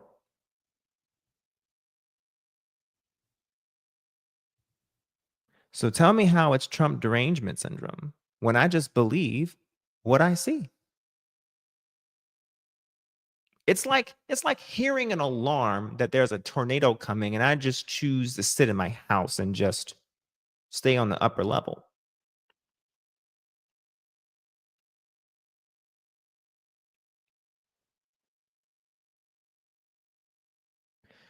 The only thing I'm starting to see is the Trump derangement syndrome are the people who seem to still stick around and be deranged about not believing what he says, but believe in the opposite of what he says. Don't believe what they're telling you. They're lies. Believe me.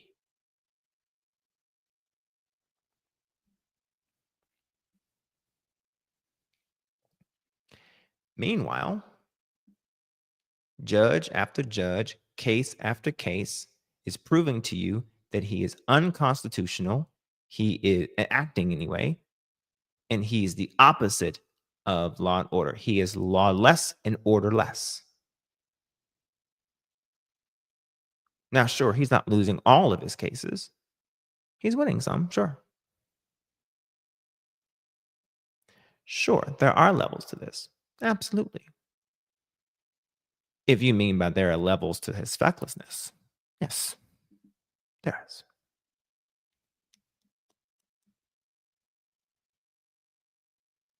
But one thing I can most definitely say, and you cannot tell me, Arpain, is that I am incorrect at what is coming true, because I can walk down Project 2025 and I can point to you everything that is coming true, and what I'm unable to find is coming near you.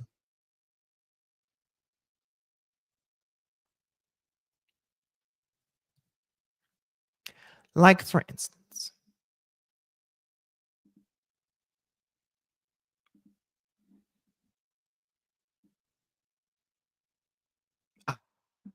here we go. Share screen. It's time for receipts. Oh, preserving, protecting integrity of American elections. Now, that has a wonderful name to it, doesn't it, Arpain? But here's what you are not understanding when it comes to this. Hey, welcome to the show here, Arpain. Hey, what's going on, man? Brother in crime, Arpain. Good to see you, sir. What's happening? Hey, boss, man, I can't let you get away with all this. Hey, first of all, I'm not going to stay long, but it's a good show because this is the kind of tit for tat we probably really have to have.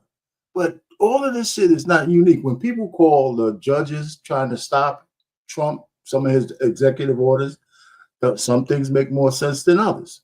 Now, I think the judges stopping him or at least putting a stay on some of these orders is exactly how the government is supposed to work. It's not a crisis.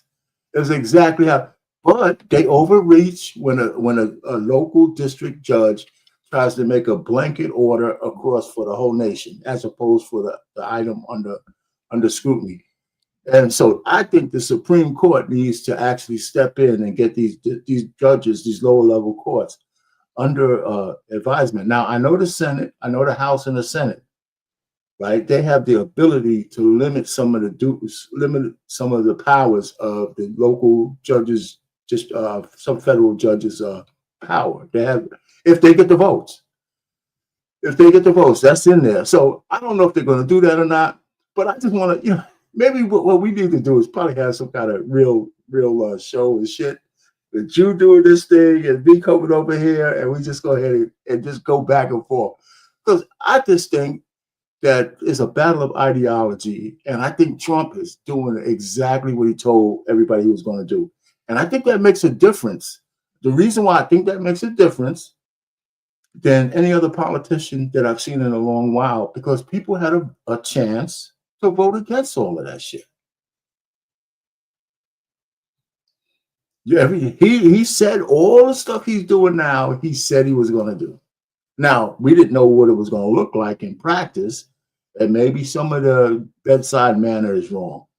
But there's nothing he's doing now he didn't say he was going to do. Slightly. Some of the things he was going to do, yes, it was there. It was there in front of your face. However, other things, not necessarily. And to your point, give me an example of what he's doing that we not. Yeah, fighting with Canada, taking over Greenland, Panama shit. Hold on. The Greenland thing is one thing, but he mentioned that before on the campaign trail. We didn't know how it really was.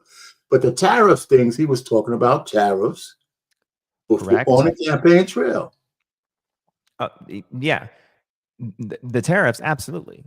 Yeah, well, everybody's involved with that, man. We didn't know how bad Canada was sticking us, blowing blue smoke up our asses with their tariffs on our products. I didn't know it was that bad. However, we also didn't know what Canada provides to us either in return. Okay. Well, some people did.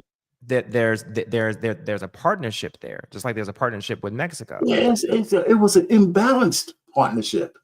Okay, so what would be better, diplomacy or a all-out, let me ask you this fight? Well, I'm sorry, but I think diplomacy is what you're talking about, right? But you need bargaining chips to make the playing field equal. So when you're negotiating, you have at least some of the cards to negotiate from, and that's what the tariffs are for.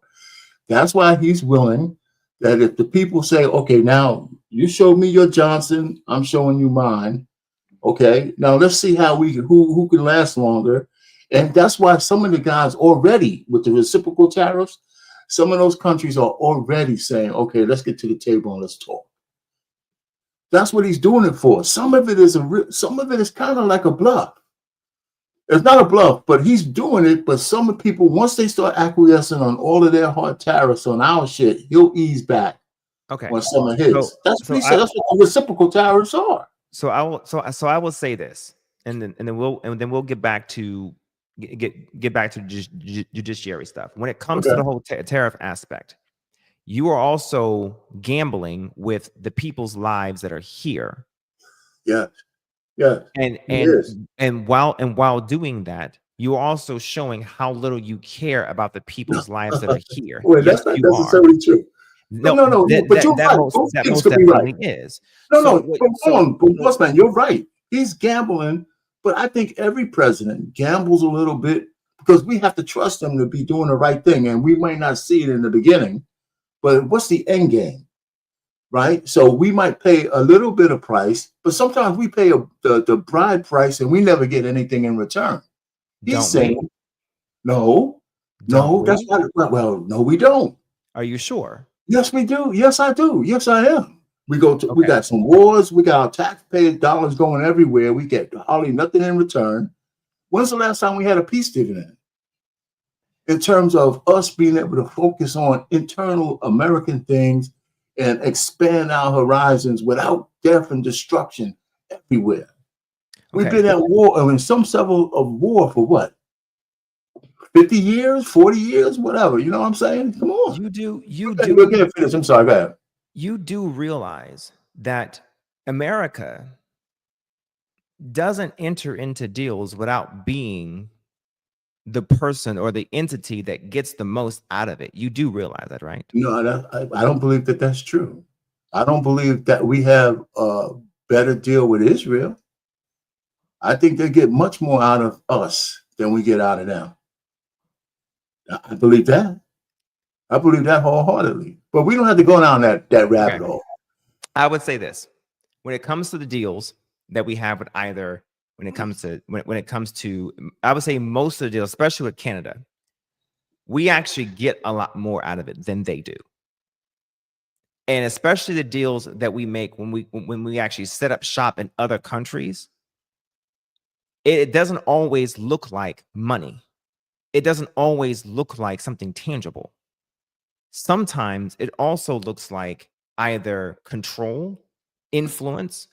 It also looks like expanding ourselves there so that way we have either access, boots on the ground, or we have intelligence or intel. It's always something more, and it doesn't always look like exactly something. I agree with that. One for one. No, I agree with that. I agree with what you just said. But wait a minute. Let's stick on that. So we're not saying that the tariffs in and itself stops that deal with Canada, right? Now when we talk tariffs, we're talking money. But what we give to Canada is we give them protection because of their proximity to us. That's why they don't have to build up their military, because we pay for the military almost in everybody in this hemisphere, pretty much the world, pretty much. So they get that from us. They get to have unfair trade advantages over us with the tariffs they put on our goods and services. And some of the services they provide us, we should be providing ourselves. I think they give us oil too. Because we have regulations to say we can't even get our own oil. We should change that shit, right? Pipelines. We got the pipeline. It was the last bozo who cut that shit down, who stopped it. So all I'm just trying to say is if the tariffs are fair, they're not going to stay where they are for any extended period of time if everybody starts to negotiate on a fair slate. And it doesn't mean they would end up with paying less tariffs than us. It's just that they're ragging our exports and they're not giving us any kind of break at all. And so he's saying, wait a minute, until you give us something more fair, we're gonna fight this war, and who can last longer? Okay. And I don't think, and I think that's what that is. I really do. All right. And so in the meantime, the opposite of what he promised is ultimately the reality. And so what now is happening here, while he's doing that, he's also doing this. Oh man. Okay. Uh-huh. Oh, we're gonna get back to this. We look back Preserving and protecting integrity of elections. Now, when we're talking about this, and there's sorry, whoops, wrong one. You had mentioned something about the fairness of judges, and when it comes to the district judges. When it comes to district judges, I heard that you mentioned this before, where you said judges should not have at the district level, federal. Well, I think it's district. I think it's the district level. Because you have district judges and you have the district appellate judges, which is the appealing portion of it, where they have a 3-judge tribunal type thing, and then you have the Supreme Court. Okay, right. So you do understand that the district court judges still fall under the Supreme Court. You do know that, right? Well, yes. Okay. But the Congress has the ability to limit the powers of the district courts. They do. Well, I understand that, but what I'm arguing here is that you're saying that a federal district judge shouldn't have the ability to issue a nationwide injunction, correct? That's right. I don't believe that. I think that's an overreach. I believe that's an overreach. Now here's why I'm going to refute that. Okay. It is because a federal judge, district-wise, you're looking at it as because they are assigned at a district, right? Is that how you're looking at it? That's right. Okay. The reason why it's assigned at a district is because when a case comes through, it's assigned based on either where it is based on who complained and where they complained, right? Exactly. But but because of the overall reaching aspect of the actual of the actual offense, or not the plaintiff but the defendant, the district judge, however, is assigned the case by, guess who? You tell me. I don't know. Tell me which one. Who? Supreme Court. You said, wait a minute. Okay. And all of these cases, the Supreme Court tells which district judge. Oh, they have to pick out. They pick out of a hat, right? Yes. It's like a Russian roulette type of sort of thing, as far as which judge within the district.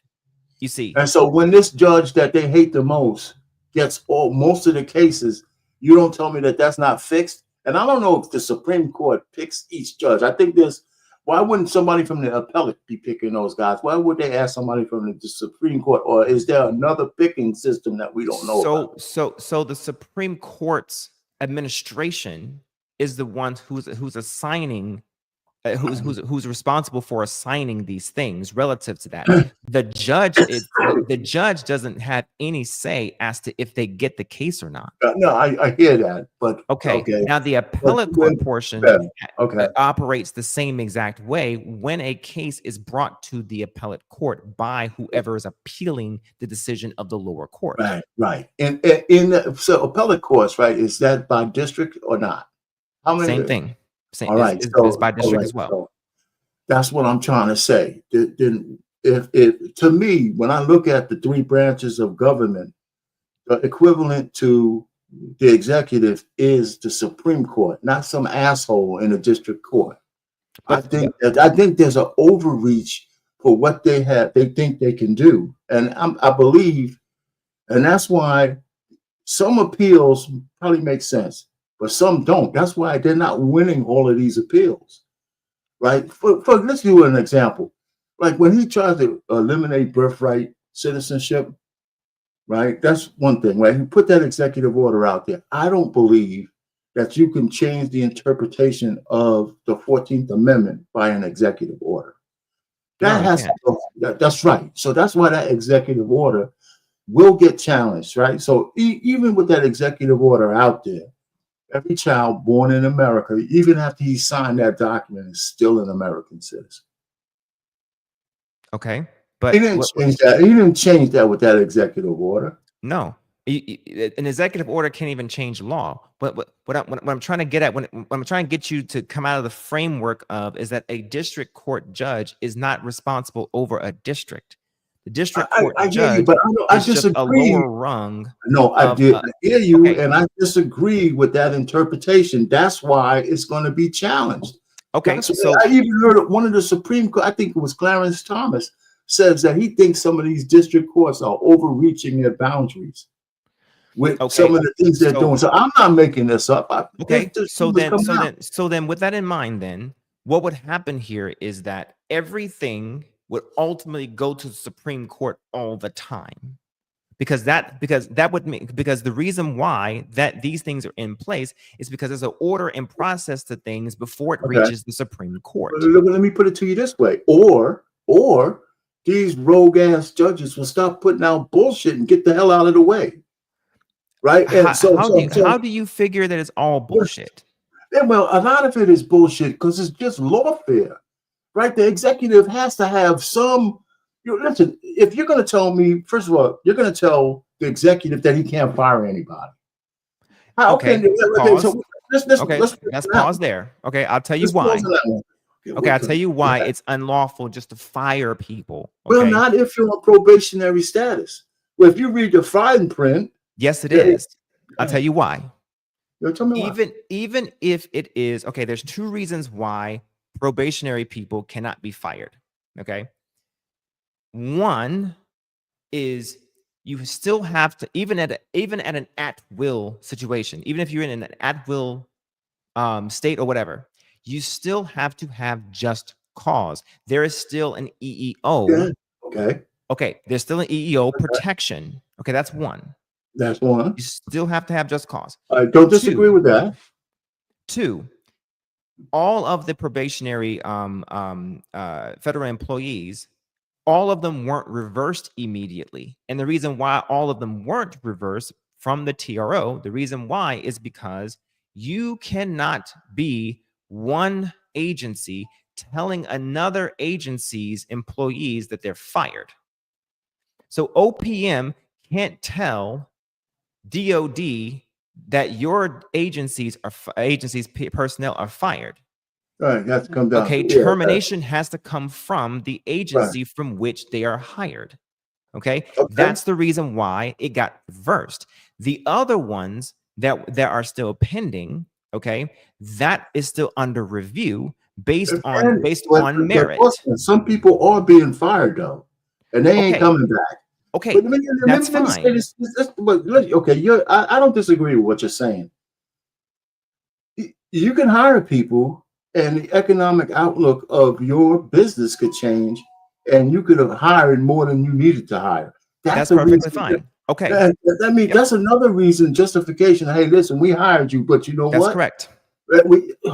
So that's what we're talking about. They want to say, are these people at this level actually giving us a value added for the reductions that we need to do? Okay. Right?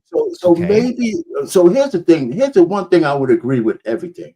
We can't have Elon Musk dancing around with a goddamn chainsaw, being happy that people are losing their jobs.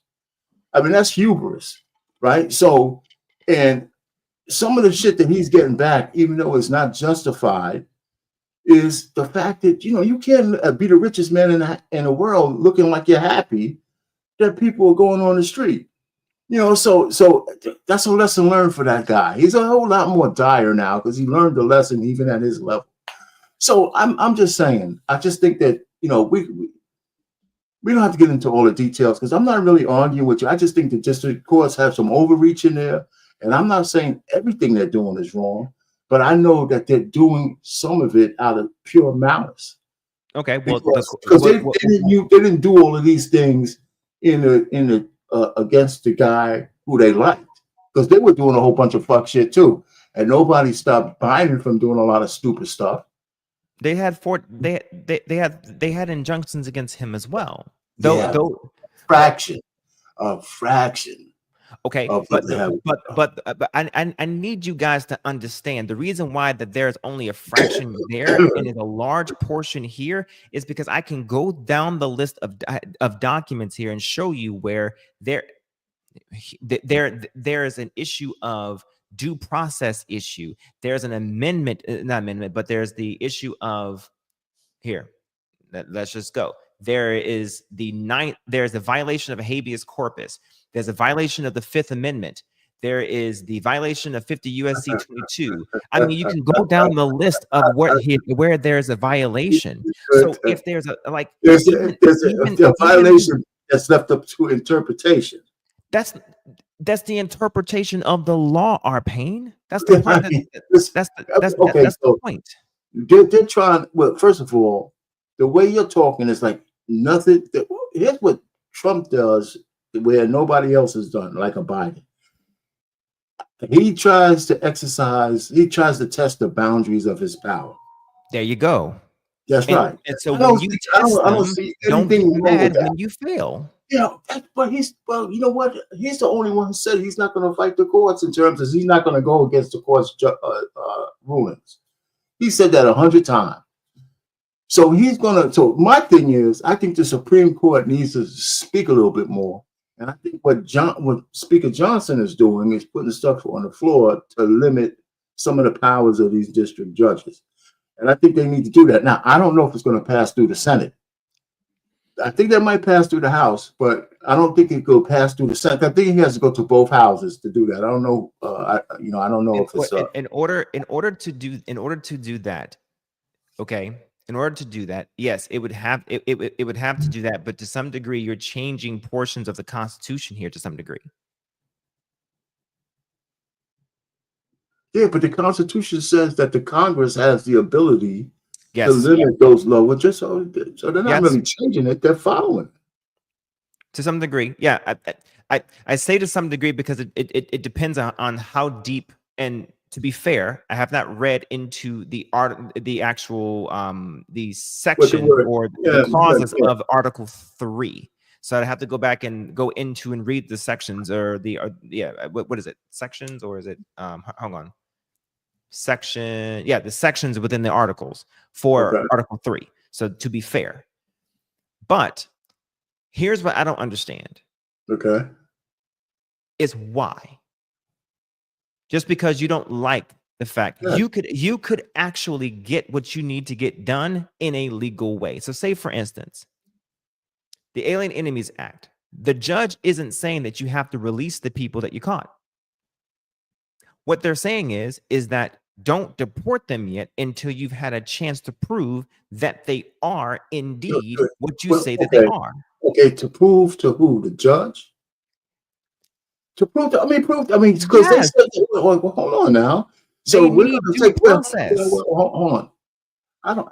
I'm not so sure. I think there's some dispute on what we mean by due process for illegal aliens, as opposed to due process for a regular citizen. Have you read? Well, hold on for a second. Yeah. You're telling me we should spend millions of dollars for putting each one of these guys through the process of the due process. So we onesies and twosies them out of the country until the judge is satisfied that the people who are paid to analyze gang members, prove it to the judge. I think that's bullshit. I think it's absolute bullshit. That's telling the people in all of these, they're telling the Homeland Security and everybody else that the judge knows better whether this guy is MS-13 than you do. For each one of these guys, I want you to genuflect in front of me and tell me exactly for each one, before we send them motherfuckers out of here, that they're really a gang member. Yeah, that's just bullshit, man. That's just that kind of level of bureaucracy means they don't never want to get anything done. Do you want to know why? Do you want to know why that's not bullshit? Because the one person who might get put in that that gulag down there, I can dig that, man. You can't make a mistake in that. 8 USC subsection 1231 says that that's the case. It's a law. It's been a law since standby. It's been a law. It's been a law since 1952, my guy. Well, okay. So for illegal aliens? Yes. Does it say illegal aliens? Detention and removal of aliens ordered removed, and it has an entire process to include giving them notice. Oh, they got notice. You're saying you don't want to just give them notice. You want them, each one, to go in front of a judge for verification. I'm not wanting anything. I'm not wanting. Well, I don't know, but what I'm saying is the law specifically the law says that each one of them has to go have their day in court. If Each you one of these guys have to have their day in court. If you a million people have to have their day in court. Get out of here, man. If you apprehend someone, yes, okay, to ensure that you're not apprehending someone who, as part 64 of JGG versus Donald Trump says, he has ongoing immigration proceedings for asylum with withholding of removal and cat protection that ICE is preventing him from continuing. Yes, due process. Due process does. Listen, all I'm saying is maybe the interpretation of due process is different, because all the people they've deported have not gone in front of a judge one by one before they got kicked out of the country. Obama deported millions of people. They didn't go in front of no goddamn judge. They didn't? Millions of people? Get out of here. They can't even handle the stupid case laws they have now. You think each individual who got deported went in front of a judge? You really believe that? Million, how many people did Obama, over 1 million people? Do we have any proof that these people, like in this situation right here, didn't receive due process? I think that we need to get a full interpretation of what due process means before you can divorce someone. That's what I think. I hear what you're saying, but you can't. I don't believe that all the after people 90 days, if the alien does not leave or is removed within the removal of 90 days, the alien pending removal shall be subjected to the supervision on the regulations prescribed by the Attorney General. The regulation shall include provisions requiring the alien to appear before an immigration officer periodically for identification, to submit, if necessary, to a medical and psychiatric examination at the expense of the United States government, to give information under oath about the alien's nationality, circumstances, habits, associations, and activities, and other information the Attorney General considers. I mean, we can go on and on about what the law says, but you have a law and order president who is not following the law. They have, okay, well, maybe he's not, and maybe that's why I'm describing it. They have immigration judges, though, right? They have judges who are purely for immigration, correct? Should, yes. I think so. So if these guys, I think whatever they're doing with these guys is a drive-by. There's so many people. I don't see how. I mean, just to bring the case and all of this stuff that you're talking about, which is, like you say, the law. Okay. It's not Trump didn't come up with this, that so-called breaking the law. People must have been breaking or skirting the law for years. For all administrations, Democratic and Republican. Okay, cool. There's no way that you could get rid of 1 million something people, even in 4 years. And they all have this so-called, that's kumbaya, get a lawyer, representation, and all that. Hey, Arpain, I respect you, brother. I respect you, brother. I'm going to salute you. Now I'm going to do something to you that you're probably not going to like. Ready? You're going to drop me down? No. I'm not going to do that. I'm not going to do that. What's that? I'm going to tell you that you are participating in whataboutism. That you don't like whenever the opposite does it. Oh, no, I don't think that's true. I don't think that's true. I mean, I pick and choose my whataboutisms when it should pertain, because I think that you, because I'm not really disagreeing. You're reading the words.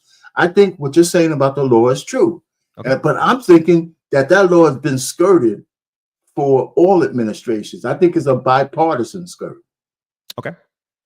That's what I think. So then let's talk solutions then. And so here's my thing. That's why I get mad when they just blame it on Trump, because he's not making this shit up.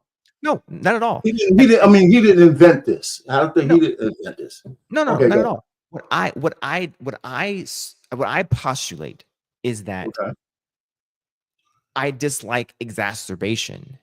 I don't like the fact that you would do something to make situations worse. What would Okay. make this situation better?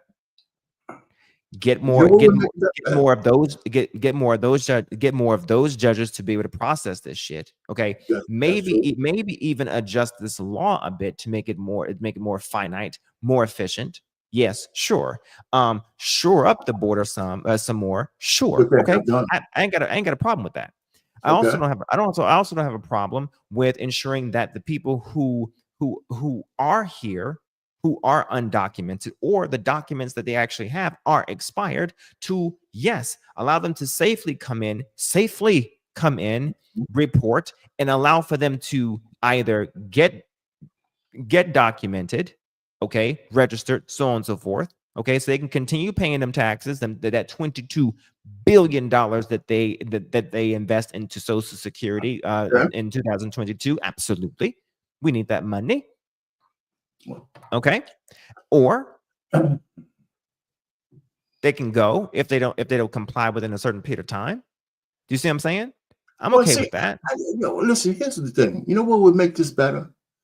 If the so-called blue state law enforcement was able to work with ICE when these people are incarcerated in jail, that would make a lot of things a whole lot better, right? So the killers who are caught for other crimes, if they're illegal, you go ahead and bring in the ICE guys while they're in jail. That keeps ICE off the streets.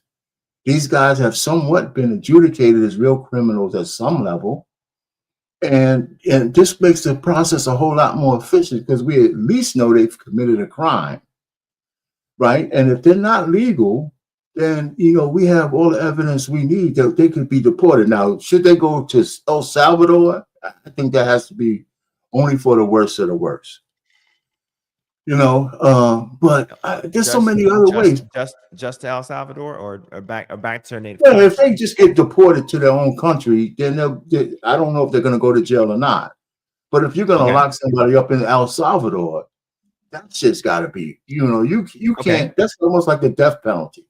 Matter of fact, it is. So let me ask a question then, because you're talking about the concept of detaining and getting rid of them who are criminals. Okay, I'm talking about to start with, but the way to start with. Right? Okay. Now, what about the ones who aren't criminals? Well, let's look at that. Let's look at this. I mean, of course, this is where there's levels, right? If you come here on a work visa or a student visa that has a duration on it, you know when it expires, don't you? I agree. So you need to either get the endorsement of the company who hired you, or somebody to turn that into a green card. Agreed. If that visa runs out, or get your visa extended somehow, I think there's possibilities for that. Yeah. If that visa runs out, now you're in the illegal status, not from not criminal. It's a civil offense. Of course. Yeah. Agreed. But it's still subject to deportation. Agreed. I think those people actually do get due process. Oh, but others don't get due process. Well, I think these are people here who probably have a social security number. They're more like citizens without the paperwork, right? So they get due process. But if you're a hardened criminal, they ain't worrying about your due process in the way we're thinking about it. So I'm just trying to put the layers in there. So they have the dreamers, right? The dreamers are kids who might not have been born here, but they were young, right? So they were here for. Their parents should have been getting them green cards, or at least put them on a list to get one. Because I know some people who were dreamers that are friends of mine. A couple of Haitian friends of mine, all his brothers and sisters, when they came over, they were like 7, 10, or whatever. They got green cards. So they established a residency by going to school here, learning English.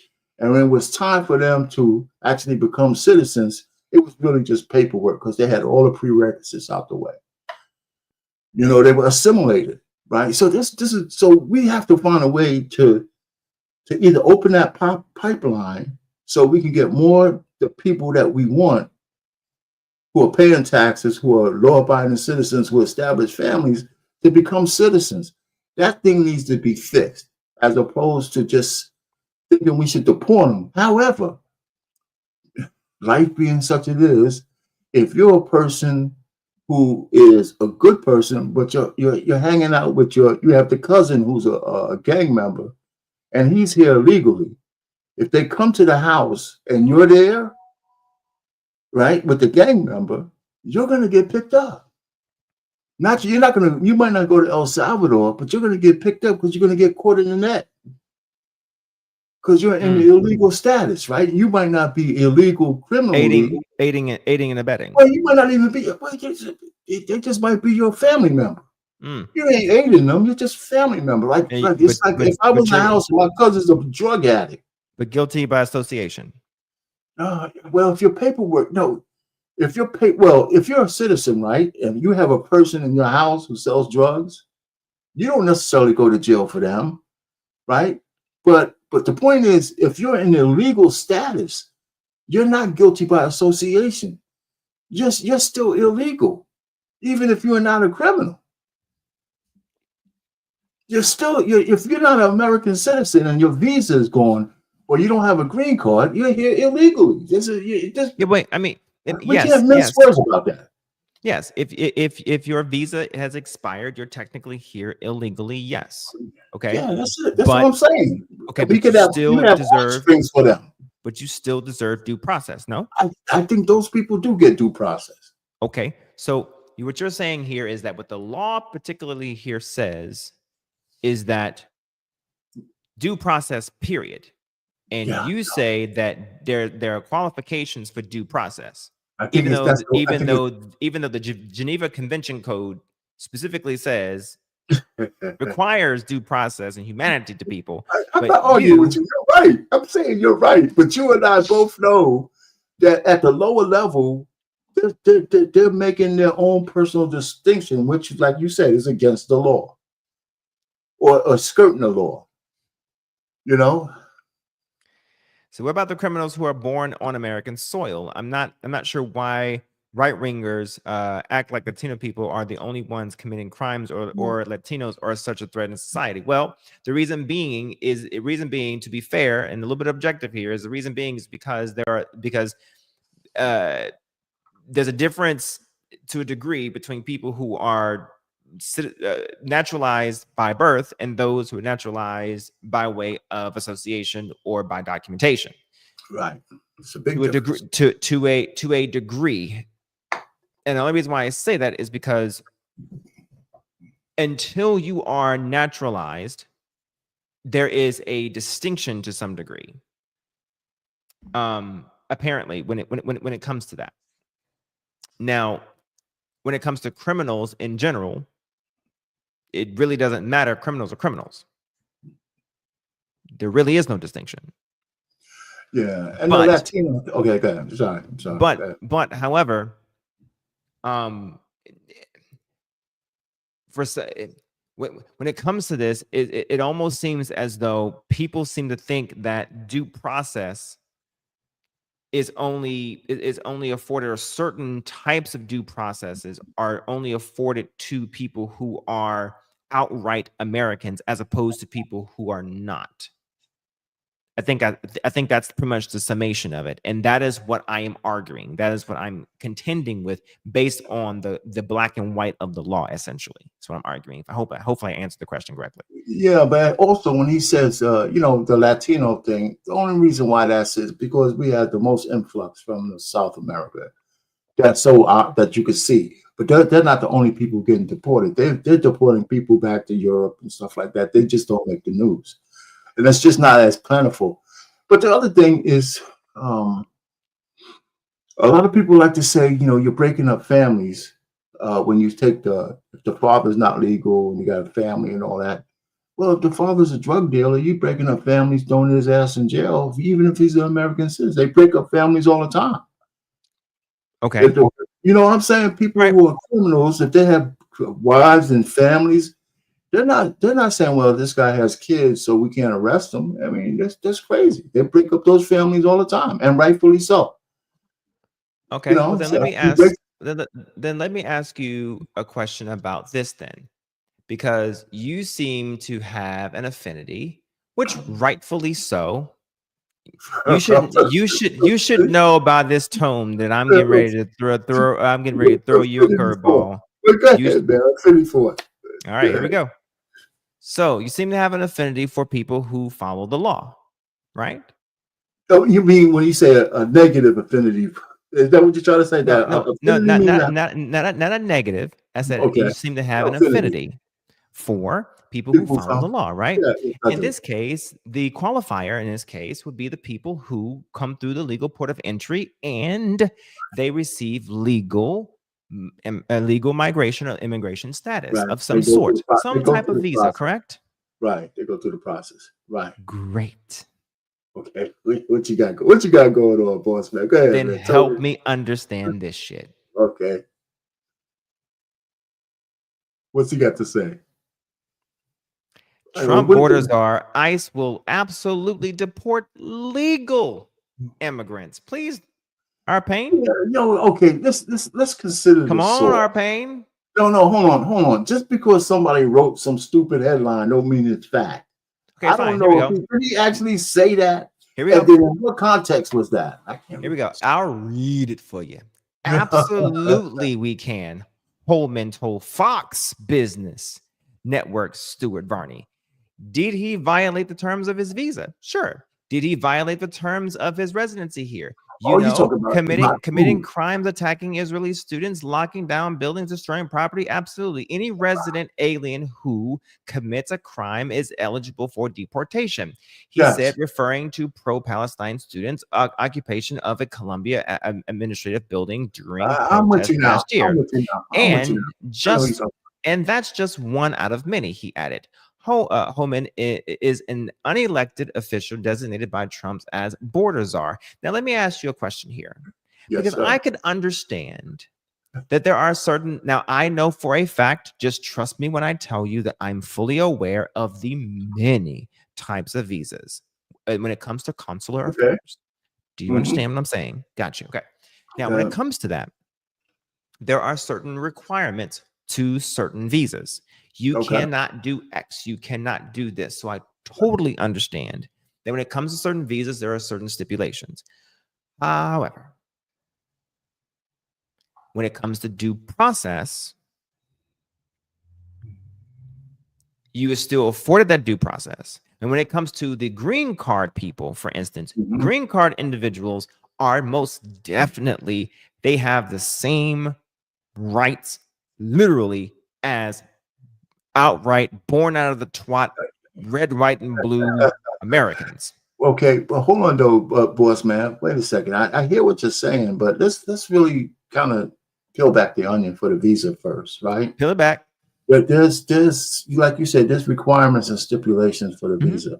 They ask you questions, right? And Rubio said this really good, right? Really well. He said if this guy would have came in and said he would be a leader of the resistance against him, a Palestinian not just the Palestinians, but a Hamas sympathizer. And if he put that on his visa, he would have never got permission to come here in the first place. And the people who issued the visa reserved the right. Yeah, that's right. They would have denied him the visa. Right, so they could deny the visa and they could take it away. I know that, but hold on. So the point really is, this is what he's talking about. They could take the visa because I know who you're talking about. You're talking about the dude. First of all, there's a couple of things they did to this guy. I don't think they should have. What? I'm talking about this guy right here. No. But the guy that he's talking about, okay, the so-called legal immigrant that had a visa. The guy who was leading those protesters, I forgot his name, Mahmoud, whatever the hell his name is. I don't agree with them taking him from this jurisdiction and throwing him down in Louisiana. I don't agree with that. I just think he is getting due process. He is getting his day in court, right? So he's getting his day, but the government has the right to revoke his visa. Okay. And once they do that, they can ship his ass out. Now, they're not going to send him to El Salvador. They're going to send him back to his country of origin. That's if he loses. That's Okay. if he loses. So he's what getting that his ass so what that says, and again, certain visas I can understand, depending on the visa. So like student ones, for instance, got it. Work ones, got it. Like I got those, right? Okay. But there are hundreds of visas. There are some that essentially make you equivalent to a American citizen. And they could all probably be revoked. Correct. Depending on your infraction. Okay. So it makes it very, very difficult for you to be able to do something like that too. So what that definitely says is you are actually willing and able to do and deport someone who has basically done everything that you have told them that they had to fucking do for the most part. You get me? You get me? Come on. Yeah. I mean, hold on. But make that work for a second. Yeah, but yeah. You know why? Because that's equivalent to a guy who's been an upstanding citizen one day, or for his whole life, and then he was falling down, like the guy, my man Michael Douglas in the movie, and he turned into a criminal. Right? So what I'm saying is, you could be the upstanding citizen and do one thing wrong and throw all of that shit away. So even this guy, you come over here, whatever visa you have, and you're following all the conditions. If you have an infraction that raises to the level that's bad enough where they can revoke your visa, okay, maybe the fact that you was a good person is a mitigating factor. Okay, that gets you another chance. Okay, right? But that doesn't say that the government doesn't have the right to take it away. Cool. All right. How about non-visa holders and those who basically completed the full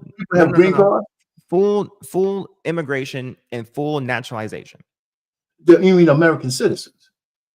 Correct. But they are immigrants.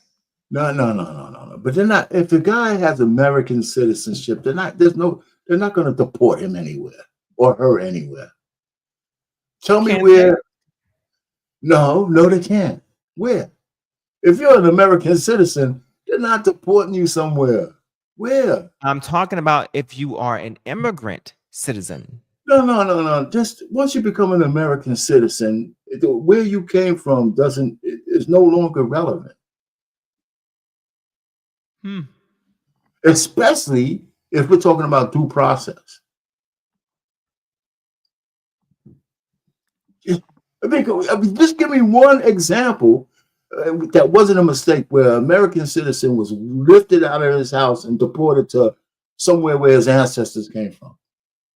Even if he was born there, but he's an American citizen, went through the whole process, got naturalized, became a citizen, and somehow he got caught up and they deported him to where?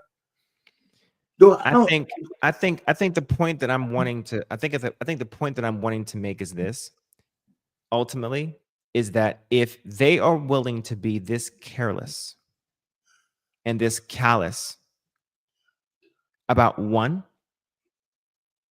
where there are legal protections, okay, where there is constitutional protections, okay, or where there is statutory juridical protections from no matter how you look at it, and then ignore a judge in the process, then yes, it's possible to consider.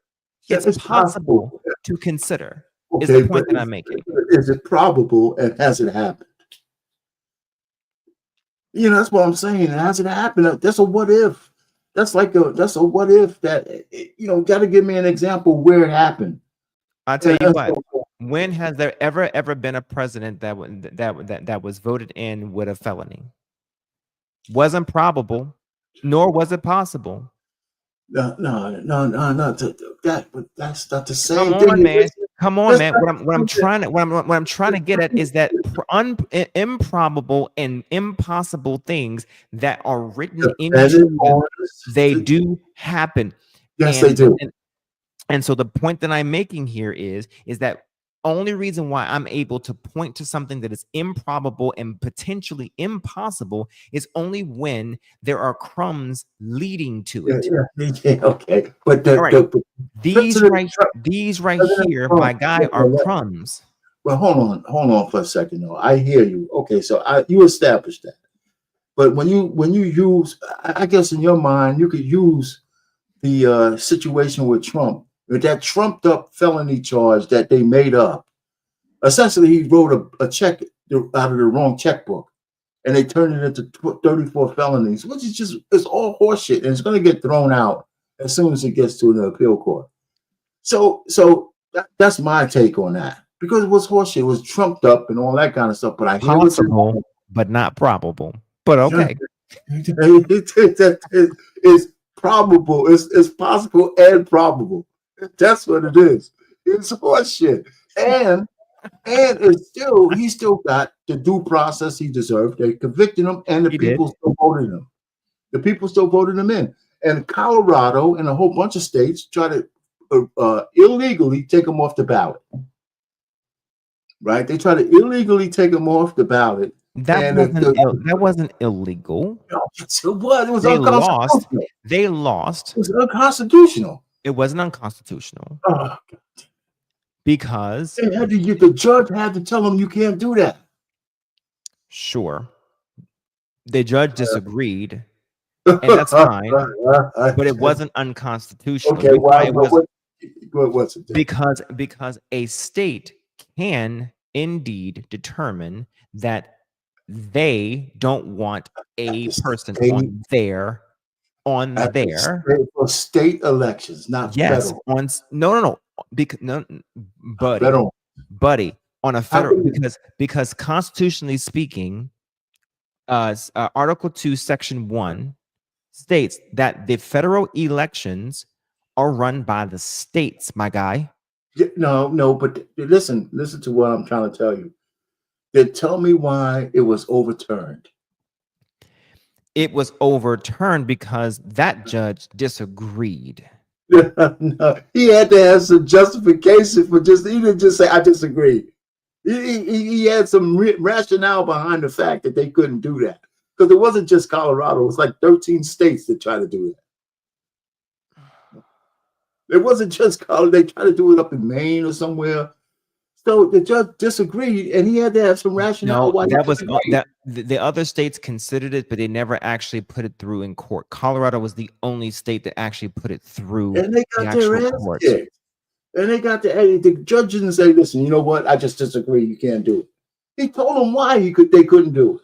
I don't have the ruling. Okay, it was a ruling. I tell you what, don't get it now. Don't get it now. I mean, we'll have plenty of time. We got 4 years to talk about my next week, I will go and I will pull that case, and I will talk about it, because in that situation, yes, they disagree with it on the merit, not the actual cause of how they were able to do it.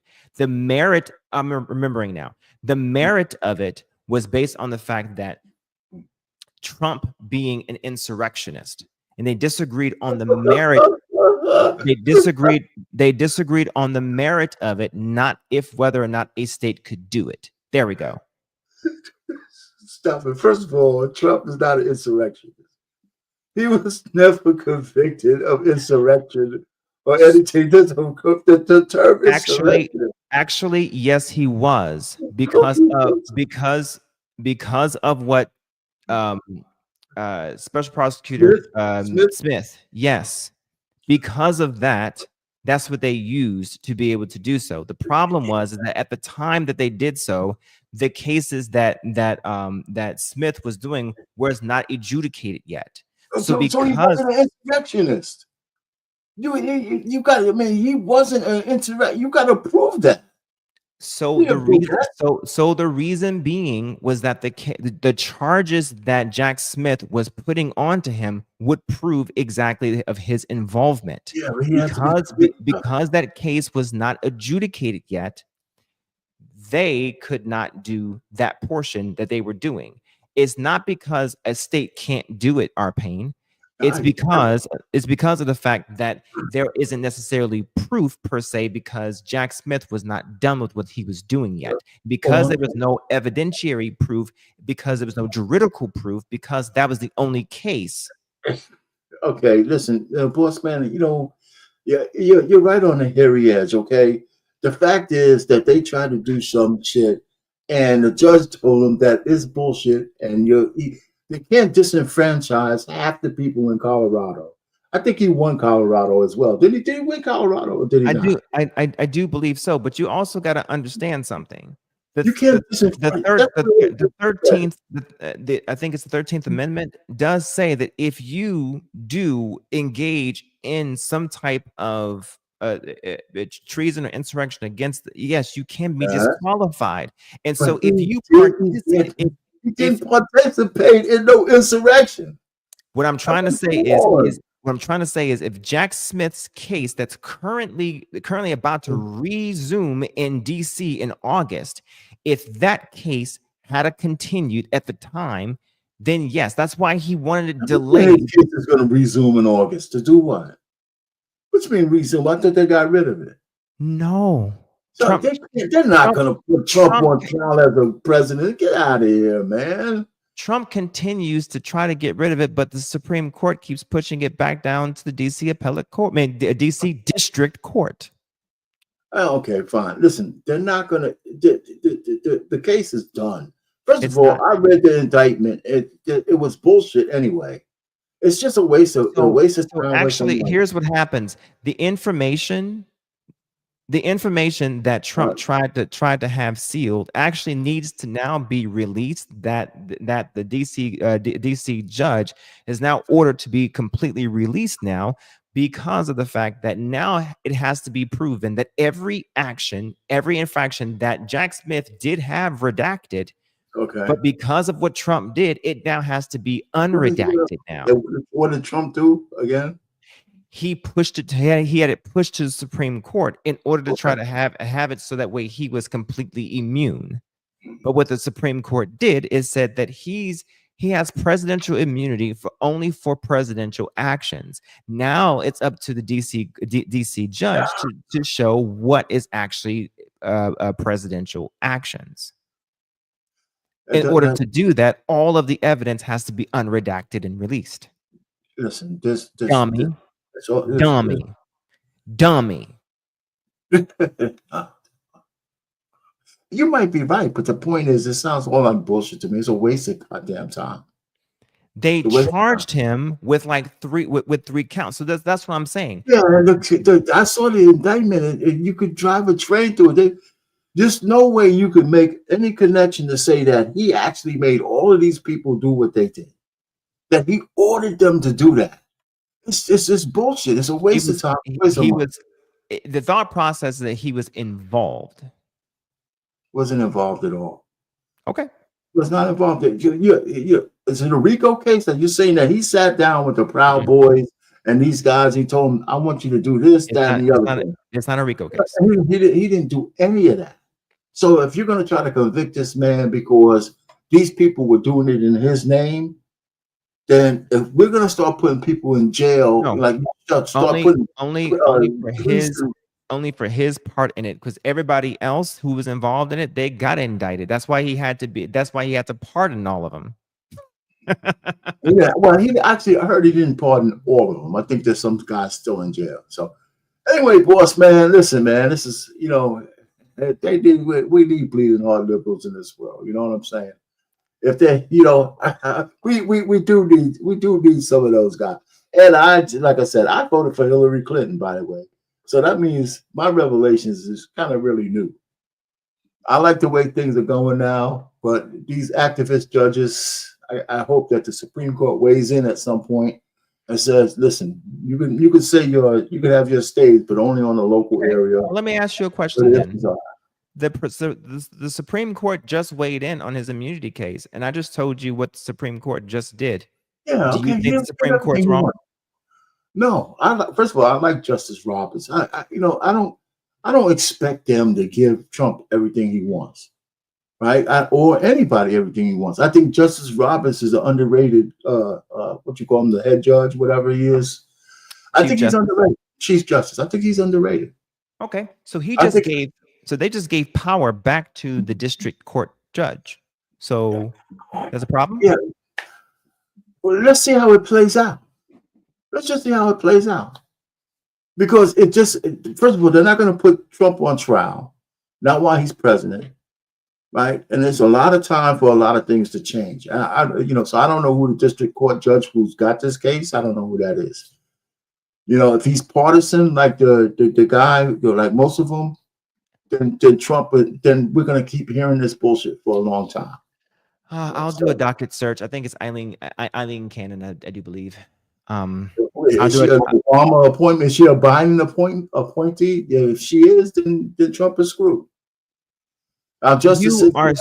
You are such a partisan. So if I tell you that if I tell you, because in my video clip, a Bush and a Reagan judge ruled against Trump. So are they partisan?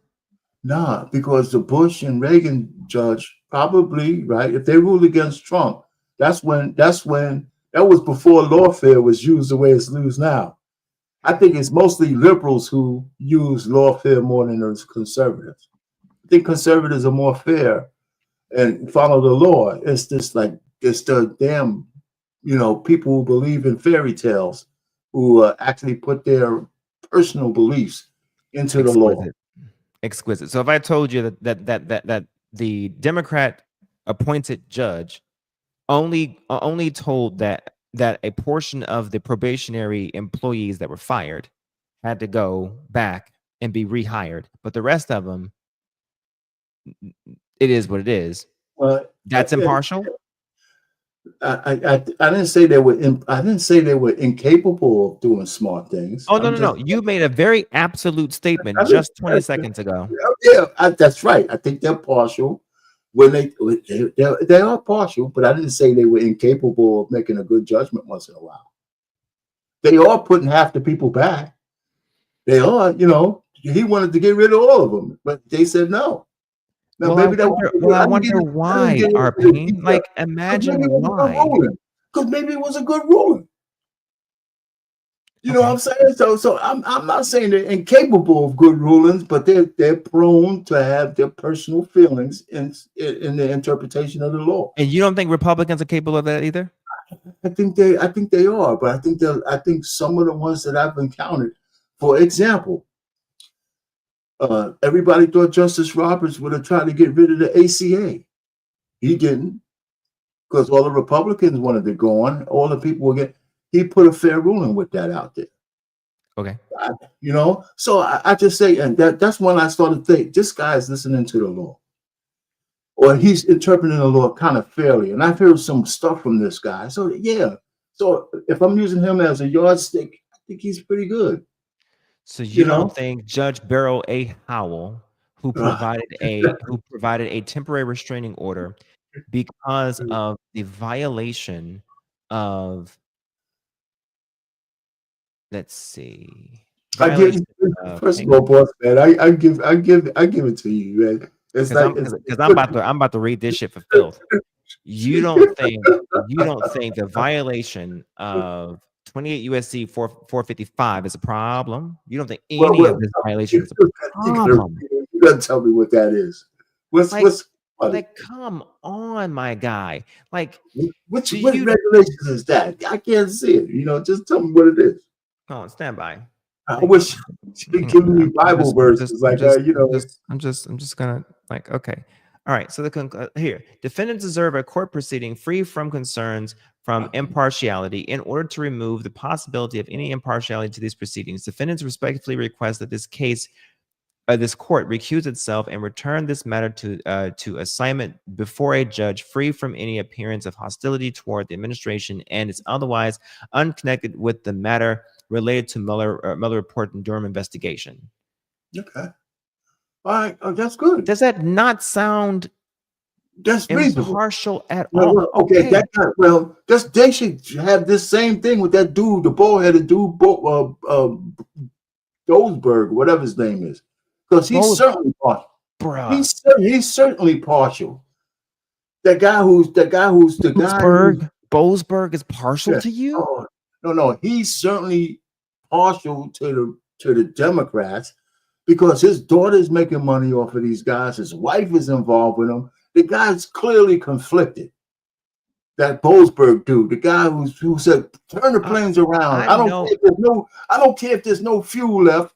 Turn those planes around because I said so.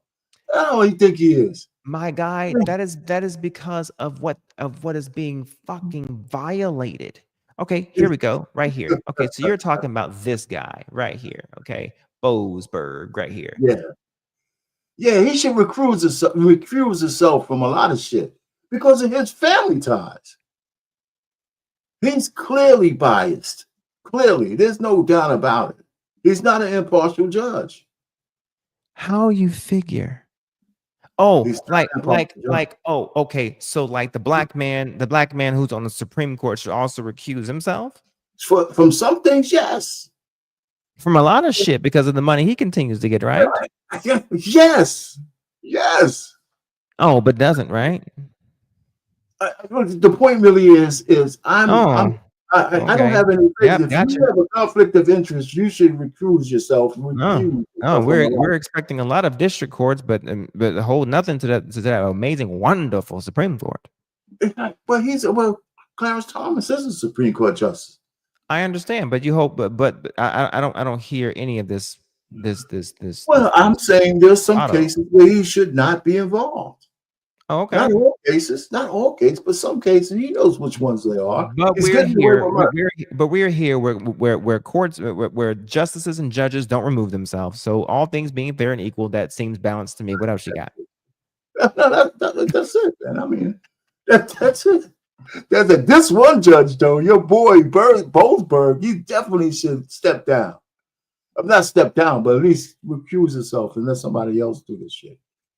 Because man, he goes home. His wife is killed. His wife is with on bring back the body into the cells and leave it there until the body starts stinking. Needless to say, the risk of torture, beating, and even death clearly is unequivocal, supporting the finding of irreparable harm.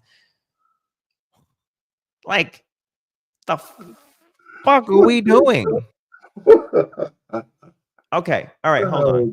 Let's read, because I highlighted some shit because I obviously, okay, so here we go. All right, so here we go. Memorandum of opinion. It's not that long, and I read pretty fast. In the pre-dawn hours of Saturday, March 15th, 5 Venezuelan non-citizens being held in Texas by the Department of Homeland Security sought emergency relief in this court. They justifiably feared that in the matter of hours, they might be removed from the country pursuant not to the Immigration of Nationality Act of 1952, but instead the Alien Enemies Act of 1798, a law last invoked in the wake of Pearl Harbor as the nation was preparing for a world war. The act authorizes the president to summarily remove natives, citizens, denizens, or subjects of a hostile nation or government when there is declared war against it, or when it has perpetrated, attempted, or threatened against the territory of the United States, and invasion or predatory incursion. 50 U.S.C. 21. The president, plaintiffs believe, had secretly signed a proclamation invoking the act, and upon the imminent publication. So mind you, a proclamation is not a executive order. It is an executive proclamation, by the way. Okay. The proclamation is, by the way, Proclamation 10903, not an executive order, BT dubs. Okay. All right. Proclamation invoking the act, and upon the imminent proclamation, the government would begin immediately removing them without any hearing to ensure that they fell within its scope. As expected, later that day, the president indeed published a proclamation announcing that because Tren de Aragua, A violent transnational criminal organization based on Venezuela, and had committed an invasion or predatory incursion upon the United States. Don't go. Stay right there. Before you go any further, stay right there. Okay. Let's just talk about that. Is anybody denying that these guys didn't invade our country as predators? There's a reason why he said invasion. There's a reason why, because of the legal definition of invasion or predatory incursion. They invaded our country.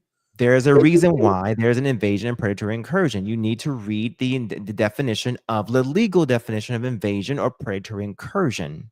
They invaded our country and they're predators. They invaded our country and they're predators. And that's the interpretation that they're using. Okay, I mean, we could come up with some flowery words, but that's exactly what they are. Legally, it's wrong. When we're talking about an invasion from a declared war country, so you need to understand something. No. See, you added declared war, right? Yes, because that's what you need in order for this to work. They said Congress was only supposed to be able to declare war. We fought in Iraq for years without a fully declared war. That's because they gave that part. Hold on.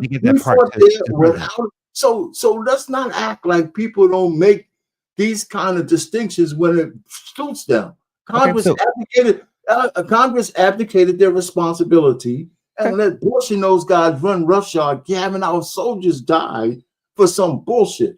So if I want to interpret an invasion, which was exactly what they did, because Venezuela purposely opened their jails, opened their asylums, and sent those people and let those people come to our country in the purpose of, and their crime rate went down, with the purpose of whether the government was just as bad as the case you guys are making of against Trump for insurrection.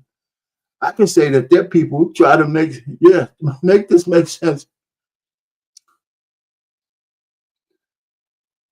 So now Trende Alagra we're supposed to have all kinds of feelings for these guys. Is that what you guys are telling me? No. Are we trying to say we weren't invaded by these guys? These I don't want to go down the list. But these guys were nefarious. But give me the interpretation. Let's read on. Okay. So 50 USC 21 lists in order what must happen first. Okay. What must happen first is that we must be in war with the country for which the people are in war. We're essentially at war with Venezuela. Essentially, and being in war are two different things. The same thing we were in Iraq. We were killing people there, but we were never in a declared war. So okay. So we have to be in a declared war with the country, and the people that are native to that country have to be invading our country. They had a gang of guys. They had their soldiers. Their foot soldiers were called Trende Alagra. That's their foot soldiers. With the intent of disrupting our country, to harm and disrupt. Well, we have receipts. We have receipts of like the Japanese did in Pearl Harbor. That's a different form of incursion. That is what the interpretation of the law is. No. That's a different form of incursion. You're trying to minimize the impact of the invasion in this gang. That's what you're doing. You're trying to say it's somehow harmless and not disruptive. That one gang could destroy a city, could destroy a state. So then what you do is that you then attack that situation with a different statute. What you don't do as a executive is use any statute you want to improperly. It's basically like this, Arpane. You're a police officer and you're sitting outside of the house and you see somebody with drugs, with evidence, and you go into and you see them walk into the house with evidence. Now, Arpane, let me ask you a question. Do you then just go and barge into the house because you see the perp or you see the unsub with the evidence and you just grab the evidence and then you detain them, or do you get a warrant? Yeah, you got it. Well, listen, You gotta don't answer my question, Arpain. Do you get the warrant? You get the fucking warrant. So you cannot, as the executive, you cannot just go in there and just do whatever the fuck you want to do using whatever kind of law you want to, because it's going to get undone. Oh, hold on for a second. As the executive, his job is to protect the American people. And if there's a law in the books that he could use, and which he did, because it's not a big stretch to say that gang invaded our country. It's not a big stretch to say that we are, if it's not a physical war, we're in some kind of war with Venezuela right now. And because they obviously are hostile to us, because they sent all their murderers to us. And that one gang could disrupt and destroy a city, a state, all over the United States. So we were at war with these guys. And he declared them a terrorist group. Great. So as far as I'm concerned, once he did that, that puts him in a whole nother category. So we need to put up with a terrorist group. What's the rule against terrorists? Yeah, so we need to add that to this to give this context. Because if he declared them a terrorist organization. Okay. So declaring some group a terrorist organization does not necessarily mean that you have now declared the country for which these people are natives from a war enemy. So let me ask you a question. Though that I didn't say that does. I didn't say that did. I'm talking about the group itself. These guys. But what I'm saying is in usage of the invocation of that particular law is what I'm saying. Arpain is essentially what they're trying to do here. Listen, I'm trying to tell you that these guys are in a special category of illegal immigrants. Okay. Right? These guys, they don't treat other illegal immigrants, especially people who have run out visas or the dreamers or anybody, like they treat these guys. You mean you mean these guys right here that they mistaken? Well, let's follow your first logic, because I want to know what if they made some mistake, if they made the mistakes, they got to eat that. They got nobody. Listen, you know how many people we killed in the death penalty, in the death chambers? You know, when they used to tell us nobody actually was falsely executed, that was bullshit from the beginning. Okay, we probably don't even know how many people they killed.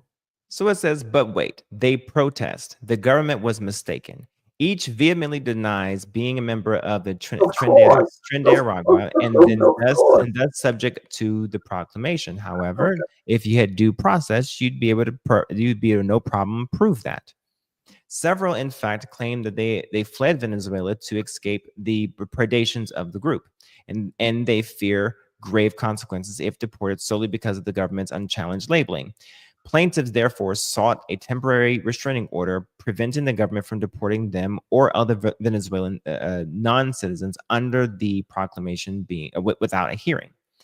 To preserve the status quo until plaintiffs' claim could be properly adjudicated, the court issued 2 temporary restraining orders that together prohibited the government from relying solely on the proclamation to remove the named plaintiffs.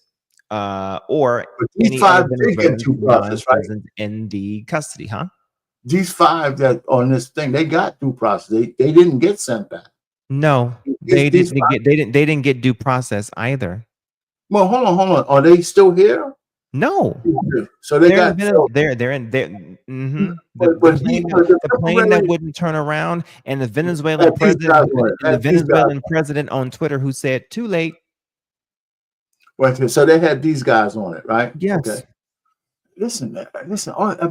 We could bleed for these guys. Of course, they're going to deny being in the gang. Neither order required the government.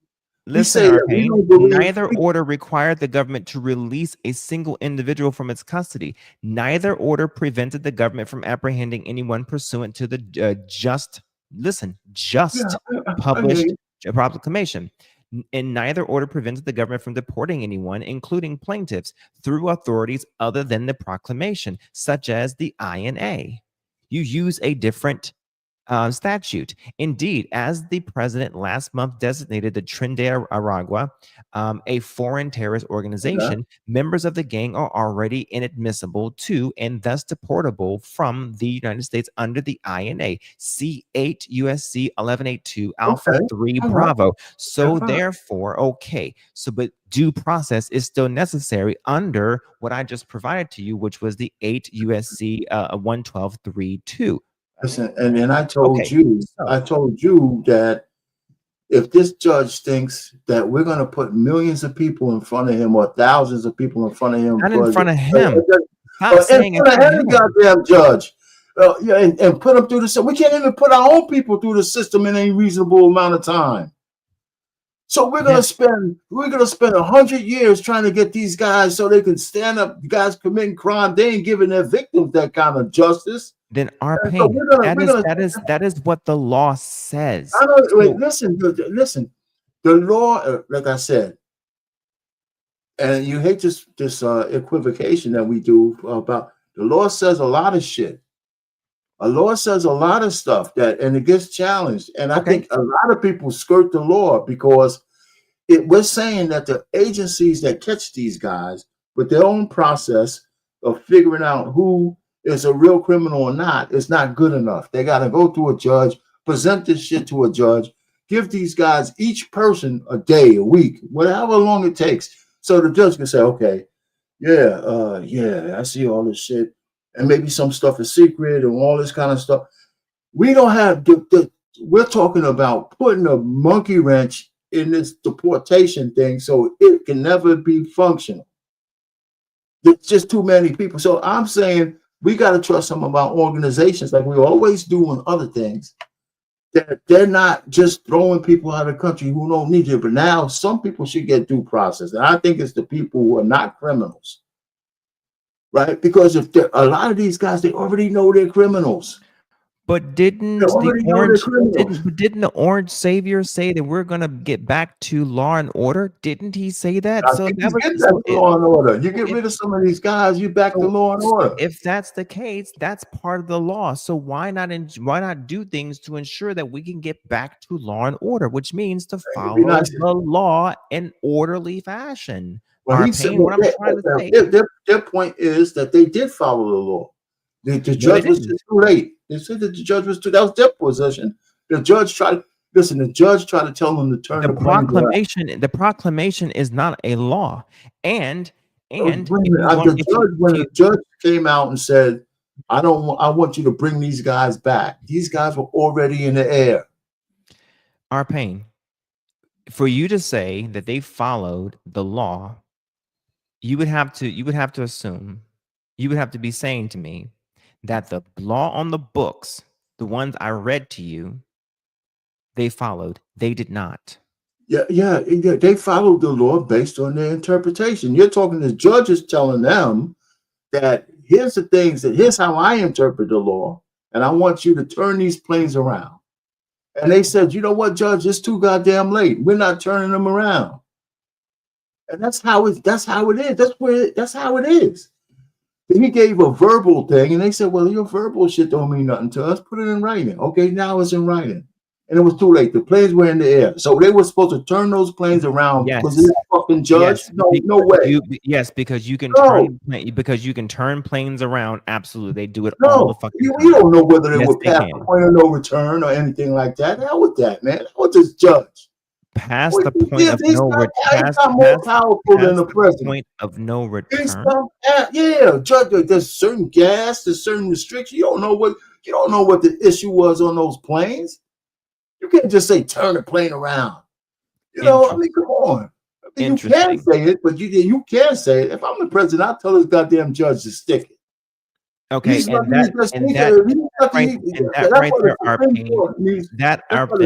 right there, Arpain. Unfortunately, I'm being an asshole. Is right there. I'm purposely being an asshole. But he's complying with the judge's orders. For all these district judges, they've been very good in complying with all of those restraining orders. Even the Republican ones. Any judge who said some shit, they haven't really skirted. This is the one big issue that kind of got out of this judge's purview. Everything else they're complying with. So if you say, well, how many restraining orders have they actually complied with? It's pretty much almost 100%. This is the one big so-called infraction, and I don't agree that this was an infraction. The judge was just too late. So I mean, what the judges are doing, especially the activist liberal judges, they're trying to undercut. The judge was too late. I think the complaint was too late. Well, yeah, okay. Okay. Yeah, well, okay. The written complaint or whatever was too late. Well, all I'm just trying to say is they're trying to undercut his administration and his executive power. Okay. I think that's lawfare. Then what do you take about this then? Oh, you gotta examine this shit. Oh, I come prepared, guy, because see, I know y'all. I know y'all too well. You see, with this, they asked for, hang on, here we go. So they asked for, judge then asked for a minute by minute account. So let's get down here. Yeah, he didn't get that. He didn't get that minute. Yeah. I wonder why he didn't get that. Why didn't he get that? Because they told him to stick that shit up his ass. Exactly. And I wonder why they used state secret privilege on that, because they knew exactly what they were doing. And exactly. Yeah. So they're purposely going against. In this case, this is the one case that is a case study, but again, they're circling the wagons as they should, and they found that secret whatever act. So the judge can. I think the judge is asking for too much. He wants to get them to genuflect. He wants the president to come in and bend over so he can get president. I mean, he's throwing the dart at the executive level. He's telling the executive that he's more important than the president. Fuck that guy, no, man. What he's wanting to see is if the president and specifically the administration did something intentionally to go against what was orderly, which was if it was past the point where they were literally unable to follow his order, or if they intentionally disobeyed his order, which was a co-equal branch of government, especially since the Supreme Court is the co-equal level, not these assholes in the district level. But they act on their ruling. They act on their behalf, and you have to go through them in order to get to the Supreme Court. Now they can always appeal it, of course. But the problem is that you have to go through them first.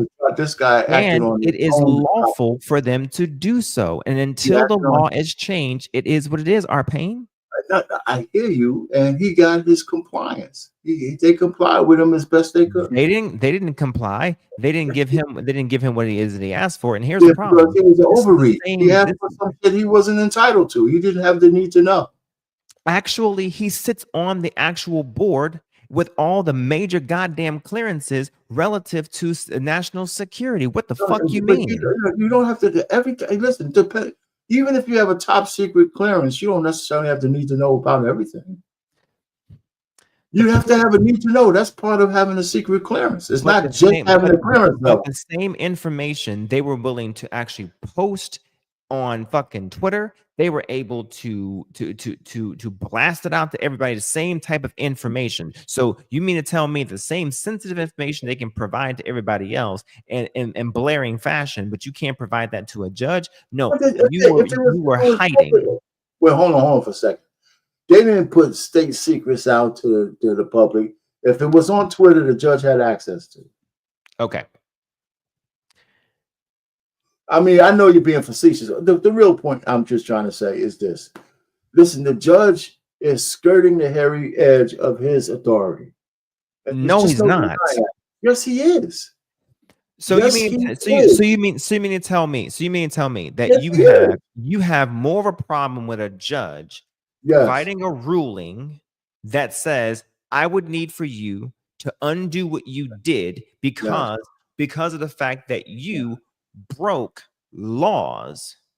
You have more of a problem with a judge trying to correct what an executive did relative to breaking laws, and you have no problem with the executive breaking laws. I think the executive was acting on the information according to the way he interpreted that act. Let me finish. He's been invaded by a group that could destroy this country. Country? That's right. City by city. City by city. City by city. We got to be protected from the enemy, not only foreign, but in the domestic. So city by city, you could destroy a country city by city. You can. I mean, you absolutely can, because you could have the citizenry under complete fear for their survival. And so these guys are deadlier than anybody else. And so he interpreted that as an invasion. And if he was, does the judge have a problem with him declaring this group a terrorist group? I bet you the judge has a problem with that. No, he doesn't. So then he should just shut up. If these guys are terrorists, we should be able to use anything at our disposal to get rid of them. He actually told him what the proper one to use. If you read what I said. Maybe the next time. Hey, Judge, you know what? The next time we'll use the proper one. How about that? How about this, Berg? Next time we'll use our INA. How about that? We'll use that one. But just leave us the hell alone.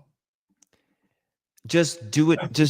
Do what you need to do correctly relative to due process and relative to the right protocol. I don't know if I'm arguing with you. I agree with you a little bit, but I'm just saying. Because again, you can go and get all the evidence you want to from that house, like I said, but if you don't have the right documentation to do so, then it's exculpatory. You can't use it in the court of law. I understand that, but we're not going to put these guys one by one in front of a judge for the court of law. Then get ready. So what you're telling me is just because ISIS was in another country, we could blow them up and stuff. They were a terrorist group. They had Geneva Convention laws are different when you're in a different country. Let me just finish what I'm saying. We could go blow up ISIS over in another country. We ain't giving them no due process in front of no law. We're blowing them up. So when those terrorists come inside the American, right on American soil, all of a sudden we got to go ahead and pamper them, give them a Bible, and give them some Pampers and a lawyer, and say, okay, even though you want to disrupt our whole country, we're going to give you all the due process as a regular citizen. Come on, man. We got to, these guys, they're not giving their victims any due process. So I'm just saying, it's a thin line, man. We can't sit down here and pamper these guys. That's another one of the grids. So I understand that we have a certain amount of decorum and a certain way that we're supposed to operate. I can dig that. I mean, you're right. So was this one skirting on a hairy edge? Hey, but the president declared these guys enemies of the state.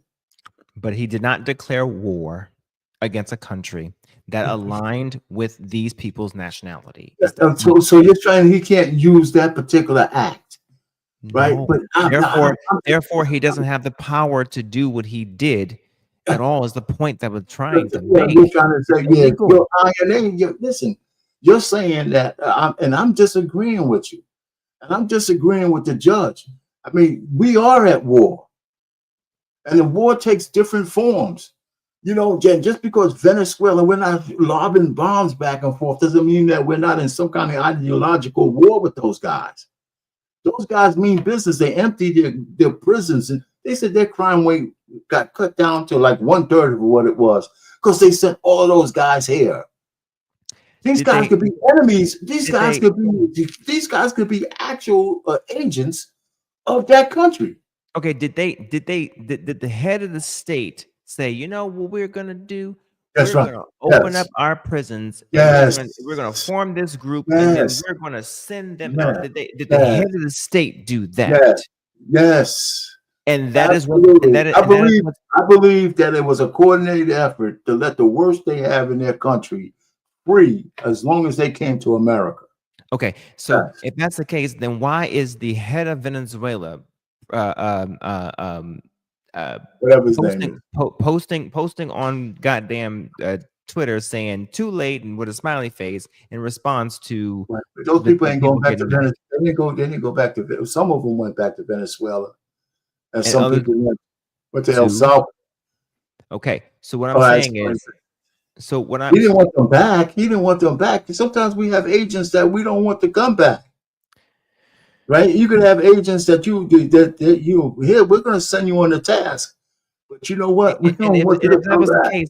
Okay, and if that was the case, why didn't Trump just come out and say that? Why didn't he declare war against Venezuela? Why didn't he just declare that? All I'm just trying to say is because it's not true is the point. You could believe that, but it's not true.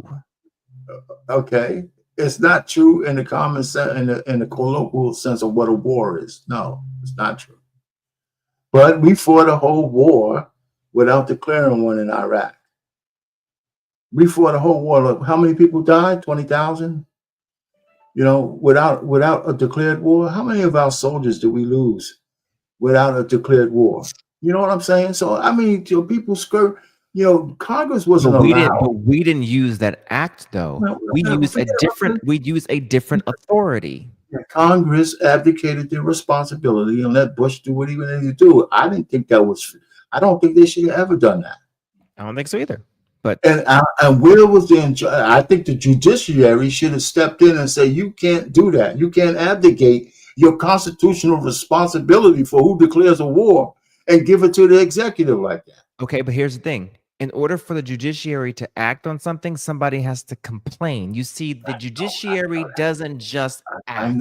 I know somebody, but you could complain about a ham sandwich to one of these guys if they don't like you.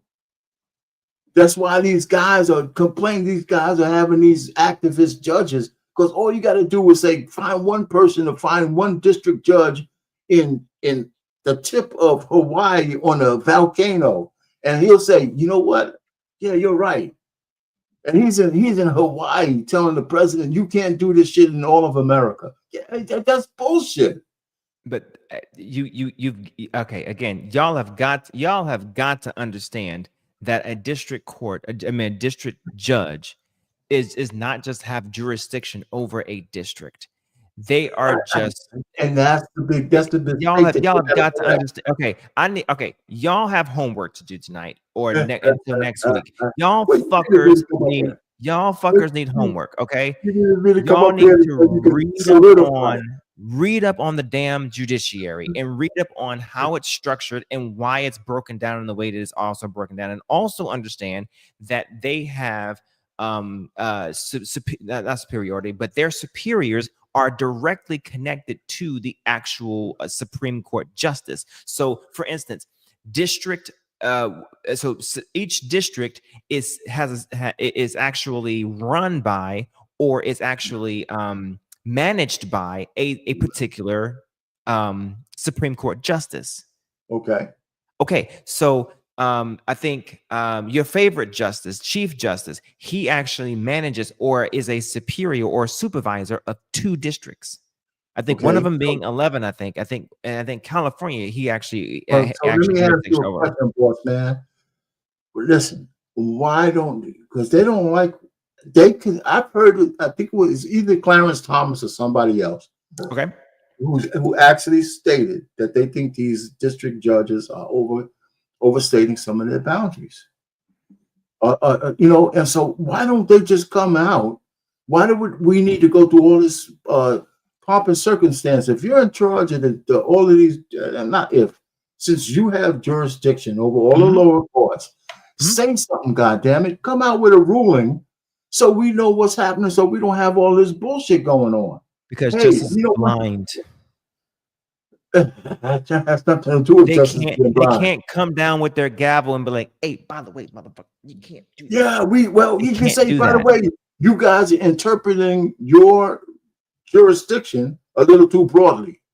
That's what he can say. That's what they. If we have a case with these 5 guys that they were talking about, right? Then they would be acting partially. The judges are able to act in but they're not acting impartially, but they also act in their own right as well. Now, that's why it can always be appealed.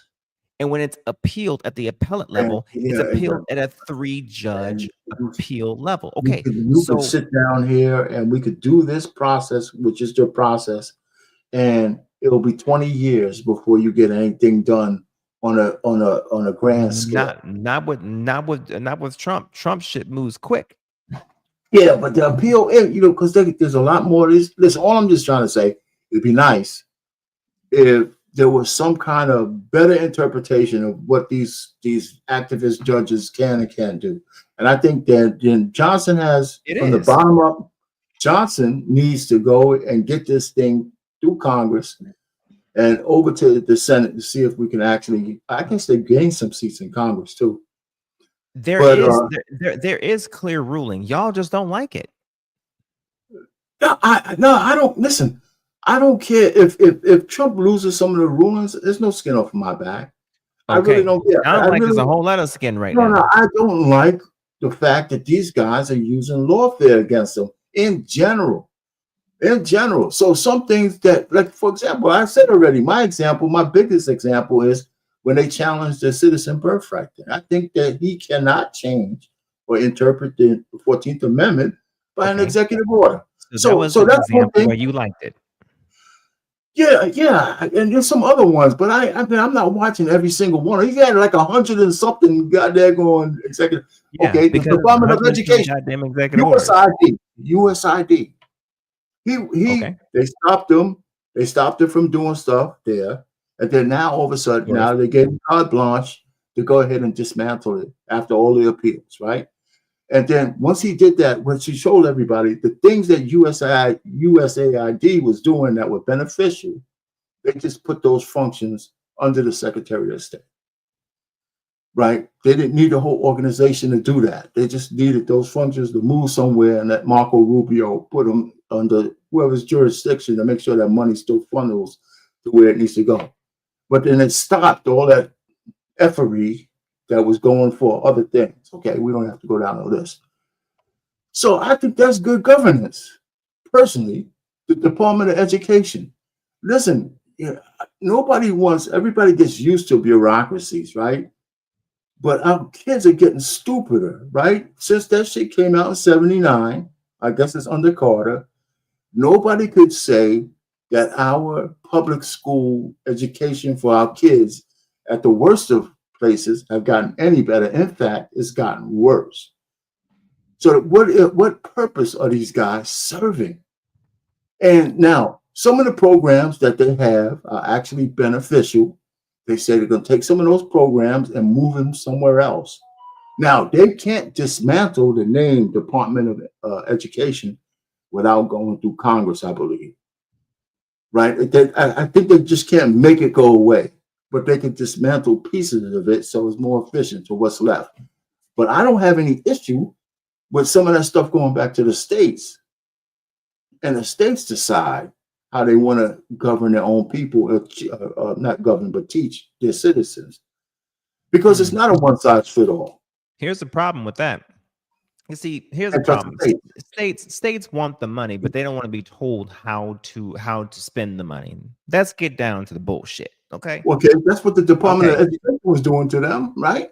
Department of Education acts as a check and an authoritator and an overseer for the funds that are authorized and are appropriated by Congress. Okay, that's what it does. It also funds. It also puts some rules down there that treated the students in California's most rich. Correct, but it also provides housing you would say, let's just say it provides housing. Okay, just to make it simple. Okay, it also provides salaries for the states who choose not to fully pay their fucking teachers. Yeah. Half of you goddamn states. No. Half of you states choose not to fucking pay your teachers up to about 40 to 50%. Well, okay, listen. All I'm just trying to say is, how is that the federal government is supposed to make the states do what they're supposed to do? But that the states have to be responsible. Yes. Okay. So who is supposed to ensure that the federal funds are actually being used, apportioned? There's some of the functions out of especially for the kids, the disabled kids, some other things. That money is going to continue to flow, but those functions will go somewhere else. Yeah. The Department of Education is who is supposed to ensure that's done? How about educating the children? How come nobody's talking about that? So the Department of Education doesn't actually educate. We don't need it. The Department of Education was never meant to ensure that education was actually fundamentally done. The Department of Education was ensuring that it was equity across the board. Yeah, that's stupid, at the state level was the education was supposed to be happening. What's not happening here is that what's not happening here is that what people don't understand is that that at the lowest level, states were starting to teach kids how to pass tests instead of actually educating. That's what the fucking problem is. Yeah, hold on for a second, though, boss man. Well, the Department of Education didn't stop that, though. What I'm trying to say to you is this: when you use the term equity, there are no equities like that. You can't make all 50 states the same. You can't. The states need to be free to do certain things. So because of the constituencies in each state are almost like foreign to each other. The people who are in Mississippi don't live like the people in California. They don't think the same things. Hold on, let me just say, if you're just teaching them reading, writing, and arithmetic, great. That's what they need to do. All the rest of this is bullshit. So let's get back to just educating our kids on the shit that they need to know. Cool. Then tell you what then. Don't need federal money. Wait, hold on for a second. Nope. There's federal money you can have. First of all, federal money is going to flow down, but not for the things it used to flow down for. You know what? Nope. Don't need federal money for. That's not how it's dismantling. Well, you know what? Because here's the deal. You cannot because in Project 2025, what it literally says is that they want the money to be able to do what it is that they want to do, but they do not want oversight. That is what the issue is. So here's the deal, and they don't mind federal oversight or money to go towards Christian Christian education schools, and they don't mind it going to private schools. But when it comes to public schools, they don't give a fuck about public schools, which is predominantly where most kids go to. So it's prioritizing certain education industries and not the other ones. So miss me with the bullshit. So here's the deal. That's how they were operating then, right? Huh? So the Department of Education wasn't operating properly to begin with. The department in your mindset, but here's the deal. The Department of Education largely is oversight. The educating part is at the school level, at the school district level. So if people, what form of oversight you talking about, though? Is oversight of the funding, oversight of to ensure that oversight of the actual learning levels. So it's not it's not the Department of Education's fault that people aren't learning. It's the educating levels fault that people aren't learning. The money was tied to educational levels or educational achievement with these standardized tests and things of that nature. That was oversight. If that wasn't, I did read a lot of all of that. I'm not even disputing that just looks like Project 2025. It's just like a bullshit kind of cop out. the Department of Education hasn't done shit for the education of our kids, even if you want to push it down to the states, because their oversight even sucked. Right? All they did was force all of these states to try to fit into some kind of mold that when you start talking about equity and think you're going to have equality of outcomes, that's a fundamental flaw in logic. Yeah, so people, so that they were just spending money and wasting money doing that shit, right? So I'm saying that you just gotta take a scalpel to this thing instead of a hatchet and say, is there some funds that should go from the federal government down to the states, regardless of whether we have a Department of Education or not? If the answer to that is yes, what for? Well, for kids with special needs. The government says from the federal level, they'll still provide the funds for those kind of things. That's what they said. You don't have to believe it, but that's what they said. They just don't need to have a whole department, a bureaucratic department to run those kind of programs. But the Department of Education has been a failure. It's been an abject failure. It has, man. It's just by all statistical means. It's just been, why do we have it? Their oversight sucks too. Everything. So we're just blowing money, and it's bloated. And it's bloated. So I tell you what I want you to do is since they are cutting it. They are cutting it. I know. Okay. I want you to pay attention to the results. And when the results don't turn out as you want them to, I want you to come back. I will. Listen. Tell me if the results turn out the way you want to. Okay, give me a time frame. Give me a time frame. Do you expect that to happen in a week or 2 weeks? No. It ain't gonna be a week. No. So here's my thing to you, boss man. Here's my thing. Since 1979, our educational levels have been going down when we had this big bureaucratic thing actually getting bigger every year. And our educational scores and everything is going worse and worse and worse. Right. No, this is so. And we know the cliche saying about the insanity, right? So all I'm just trying to say is that maybe this will work and maybe it won't work, but it's something that we have, something different that we need to do, because we know the status quo is going into the abyss. The status quo doesn't work. The logic to me, this logic to me is blowing my brain, Arpain. It's great logic. Because something that is big is not working. So let's make it smaller and make it suffer. No, they're not just making it smaller. Amazing. They're taking certain functions and putting it in a place where people can actually pay good attention to it. It's always been at the state level. That's the part that I don't think y'all understand. It's always been at the state level. Nobody's just. And if y'all would just pay the fucking teachers more. Listen, I don't see why they can't. But listen, more qualified people would actually work at the damn school. Because I'm telling you something. More money would actually bring qualified teachers. Part of the issue is that piss poor goddamn payment brings in piss poor goddamn teachers. Okay, first of all, number one. They argue with the unions. But maybe it's the unions that's hurting the teachers. Right? Maybe it's the unions. Because there's a bottleneck somewhere. Maybe it's the teachers' unions.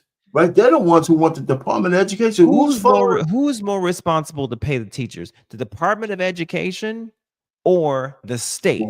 Or the state. So with the state, all I'm just trying to say is that you still haven't justified that the Department of Education is worthwhile in and itself.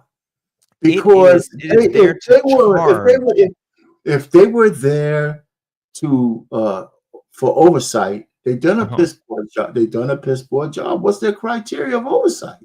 If there was metrics that the kids had to meet, and the states, and for each state the numbers keep going down, then what's their hammer to say to those states, hey, listen, you need to improve this shit in these areas, or else what?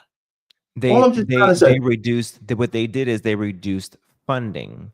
that Okay. school. Okay. So listen, we do more money at education than almost anything else, right? I think the budget I for just the gave you what the punishment was, and you walked right over that shit. no. What I'm saying is, you're saying they reduced it, but the money going to the Department of Education hasn't decreased. What are they doing with the money? Why would the Department of Education be punished? If they don't serve a function, they don't need to exist. If they're not, You asked me what the function of the Department of Education was, and I told you what the function was, and you said, okay, what was the function? What would the Department of Education do to a particular school district if they didn't necessarily get in general, in certain states, right? They do it statewide, right? Oh, if we have, okay. So all they do is provide oversight, and then what they do is they provide necessary information back to the executive, which then provides it back to Congress. So there's no punishment for the Department of Education. The Department of Education needs oversight because something, which is the executive. And what I'm trying to tell you is, he's telling you that they're not effective, and so why do I need it? That's the executive is saying that. It's the executive who wants to dismantle that shit. Okay, but the executive doesn't have the authority to do so because that's he doesn't have the authority to get rid of it, but he has it. He's already dismantling pieces. But here's the problem: that also is illegal too, and I'm going to tell you why. Is there an injunction on that? There will be. How come there isn't one already? I can't answer that question. Well, first of all, and even the chick, did you see the Linda McMahon interview? No. She's a whole much more than the wife of a wrestler. Okay, she was much better than Betsy DeVos or whatever I'm gonna say. You gotta listen to the lady. I said, well, who is this lady? I just happened to listen to that interview. Of course, it's on YouTube. All I'm just trying to say is they know that they need they got to go through Congress to actually eliminate the term Department of Education. But they can still take pieces away from it. They could take some pieces, and that's what they're doing. They could reduce some of the workforce. If they're not effective, we should stop throwing money around into shit that's not effective. Okay, then and that's it. And that's what I'm saying. Then they have the House, they have the Senate. Why don't they go ahead and get rid of it? What's wrong? Well, I think in the Senate, I think you still need. I don't think a simple majority. You probably still need 60 votes. So they could terminate the filibuster whenever they want to. Republicans do it all the time. No, they pause the filibuster whenever they want to. They do it for resolutions all the time. Literally, the Democrats are the ones who seem to have a problem with pausing the filibuster whenever it's needed. So no, the Republicans always pause the filibuster whenever it's needed and then turn it back on whenever they don't. So for certain things, right? Exactly. So they could do it here. So what's the problem? Yeah, but if that was true, they would have done it for some other. They don't do it all the time. I know. So why don't they do it all the time? So I don't know why they won't do it here. I'm not concerned. What I'm trying to say is, every time you pause the filibuster for your own good, you open a can of worms, right? Exactly. So that's why you don't do it all the time. So when we get to the reconciliation bill, they don't have to worry about the filibuster. It's going to be a simple majority. So even at odds with the Democrats and the Republicans. I got it. Yeah, hey, listen, all I'm trying to say is I'd like to see a list of the times when they've done it and why they've done it. I don't pay attention to all that. I know if they can, but they don't do it all the time. So that's the one thing that's true. They didn't do it that's why they needed that's why they needed Schumer to do what he did with the CR, right? No, they didn't do it this time. Of course not. Okay, well, why didn't they do it? The House, for the House resolution, for the House resolution on the House side, yes, they did it by a simple majority. They didn't have to do it. They don't have a filibuster over there in the House. They had a simple majority. On the in the Senate side, they needed the votes. Yes. Right. So why didn't they dispel with the filibuster and just have a simple majority? I can't answer that question for you. I don't know, but I know that there are times when they have definitely done so. Okay, so what I'm saying is it's important to know the reasons why they do it, because every time they do that, they know that at some point when the Democrats have that Senate again, they will do it as well. Well, obviously not, because Democrats have a problem doing it for whatever fucking reason. It pisses me the fuck off whenever they actually have the goddamn majority and they refuse. I meant to come up here, man, just for like 2 seconds of shit, man, and say what's You like going on. volleying with me because I offer pushback, and I offer pushback with some goddamn sense. Well, first of all, it's not like I want to have pushback. I'm just saying, I just got sucked in, man. I was supposed to be in bed. I'm old. Shit. I was supposed to be sleeping. My hands are red. My hands are red. My goddamn neuropathy is kicking in. You keep an old man up, man. Past my bedtime and shit. I gotta get my Geritol fixed and all that kind of stuff. Anyway, listen, man. It's good to have opposition on this stuff. I like the fact that you have, all the books open and all this shit. I'll throw the book at your ass. I sure will. You got all this shit over there. The clause X, Y, and Z and all that shit. Some of this shit is just common sense to me. I think that we got to give it a year. I think the midterms will be a referendum on what Trump is doing is good or not. Right? Some people thought what's happening in Wisconsin yesterday was going to be a turn thing, but Florida blew all that out of the water, and they gained some seats in the House. But here's my thing: I think the midterms, Dems won that in Wisconsin. Yeah, in Wisconsin, and probably rightfully so. But that chick, but that's not a big deal. So the midterms are going to be the referendum, right? Because that's the time frame where all excuses are gone. And the 2-year mark, you got to stop blaming the other guy. And the things you put into place that Trump put into place, some of those things will have to either be working or not working. The tariffs, did we get into a better negotiating position so prices could actually come to an equilibrium and get back? I'm not worried about the stock market because stock market ebbs and flows all the time. It's everybody's panicking and it's crazy because the stock market. The stock market. Yeah, the stock market. The stock market corrects all the time. So I have my own metrics for the stock market. So when it consolidates, and then when it's doing great, they're great. They're so great. It's all relative, man. It's relative to what your investors. So that's another thing. The stock market, is it going to be back by the time we get to the 2-year mark? And the people get a chance to vote. Take over the House, take over the Senate. That'll be a referendum on whether his policies work or not. Lose more seats. That's also telling you numbers. That's also giving you information that the people of the United States want to move forward. And this whole third term shit you were talking about, he's not going to run for a third term because he can't. They're not changing the Constitution that you're seeing today in what we call flood the zone or days of thunder or however you want to describe it. But this is many years in the making. So we've had greater long shots than Trump 2028. And we've got a lot of stuff we're working on there. We're not prepared to talk about it publicly, but in a couple of months, I think we will be. In fact, Trump himself has echoed this exact claim. I'll show you some clips which you might have previously felt were jokes, but keep in mind Donald Trump's clarification today when asked that he's, quote, not joking. We got it really rocking. We're looking good. We're looking good for another 4 years, and then we got to report, as I say, we're looking good for another 4 years, and then if we want to, another 4, maybe another 5. And they go crazy. Just watching out Bill Maher, he goes and looks at somebody like that. He goes, you know he's going to win, don't you? To some idiot that he's interviewing. He says, you know he's going to win. No, I think you know he's going to win. And you know he's not leaving, don't you? The guy's going, what do you mean? He's not leaving. He's not leaving. And I thought he was kidding. He's been serious. So, did anybody ever see the Time magazine? Well, we have it 2020, 2024, 2028, 2030. In other words, we do that to drive them freaking crazy. And any Republican president ever, not even close. Almost 40% of the vote. Now, I won't be happy the next time. Should I run again? You tell me.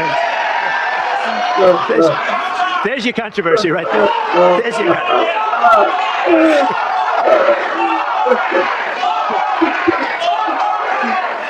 Thank you. You'll be seeing that. You're going to see that tonight, Tim, on television. The fact that they say I can't run again. That's the expression, sir. Then somebody said, I don't think you can. Oh. And do not delude yourselves into thinking that the spineless band of clingers on in the Republican Party aren't already on board. Republican Congressman Andy Ogles has taken the cake, just having introduced an amendment to the Constitution to allow Donald Trump to run for a third term in office. The resolution he introduced would amend the 22nd Amendment, which currently limits presidents to 2 terms. And I should note, too, we've seen this coming. Just days after the 2024 election, Congressman Daniel Goldman introduced a resolution to reaffirm Congress's support for the 22nd Amendment, which, again, limits the president to just 2 terms. The resolution was designed to get Republicans on the record in support because it was so utterly predictable that they were going to attempt something like this. And what did Mike Johnson do? He refused to even let it go for a vote. I asked Congressman Daniel Goldman for his response to Andy Ogles' resolution. He said, quote, by now, Donald Trump's pattern is predictable. Joke about something unconstitutional or authoritarian, normalize the joke to allow sycophantic Republicans to adopt the joke into a serious idea until it becomes MAGA orthodoxy. Representative Ogles has followed the playbook perfectly by proposing a constitutional amendment to allow Trump to serve a third term. While I'm grateful that he acknowledges that a third term would require a constitutional amendment, nothing Donald Trump says or does is funny. So let's talk about the legality of what Trump is seeking to do. First off, Ogles' amendment is nakedly unconstitutional, period. Second, there is not enough support to amend the Constitution, for which you need a 2/3 majority vote in both the House and the Senate, and then ratification by 3/4 of the states. So any legal route to do that is not happening, period. But third and most importantly, none of that means that Republicans won't still try. Remember, presidential immunity also isn't in the Constitution, and guess what? Republicans, with the help from their judges on the Supreme Court, created it out of whole cloth. Also, barring insurrectionists from running for federal office again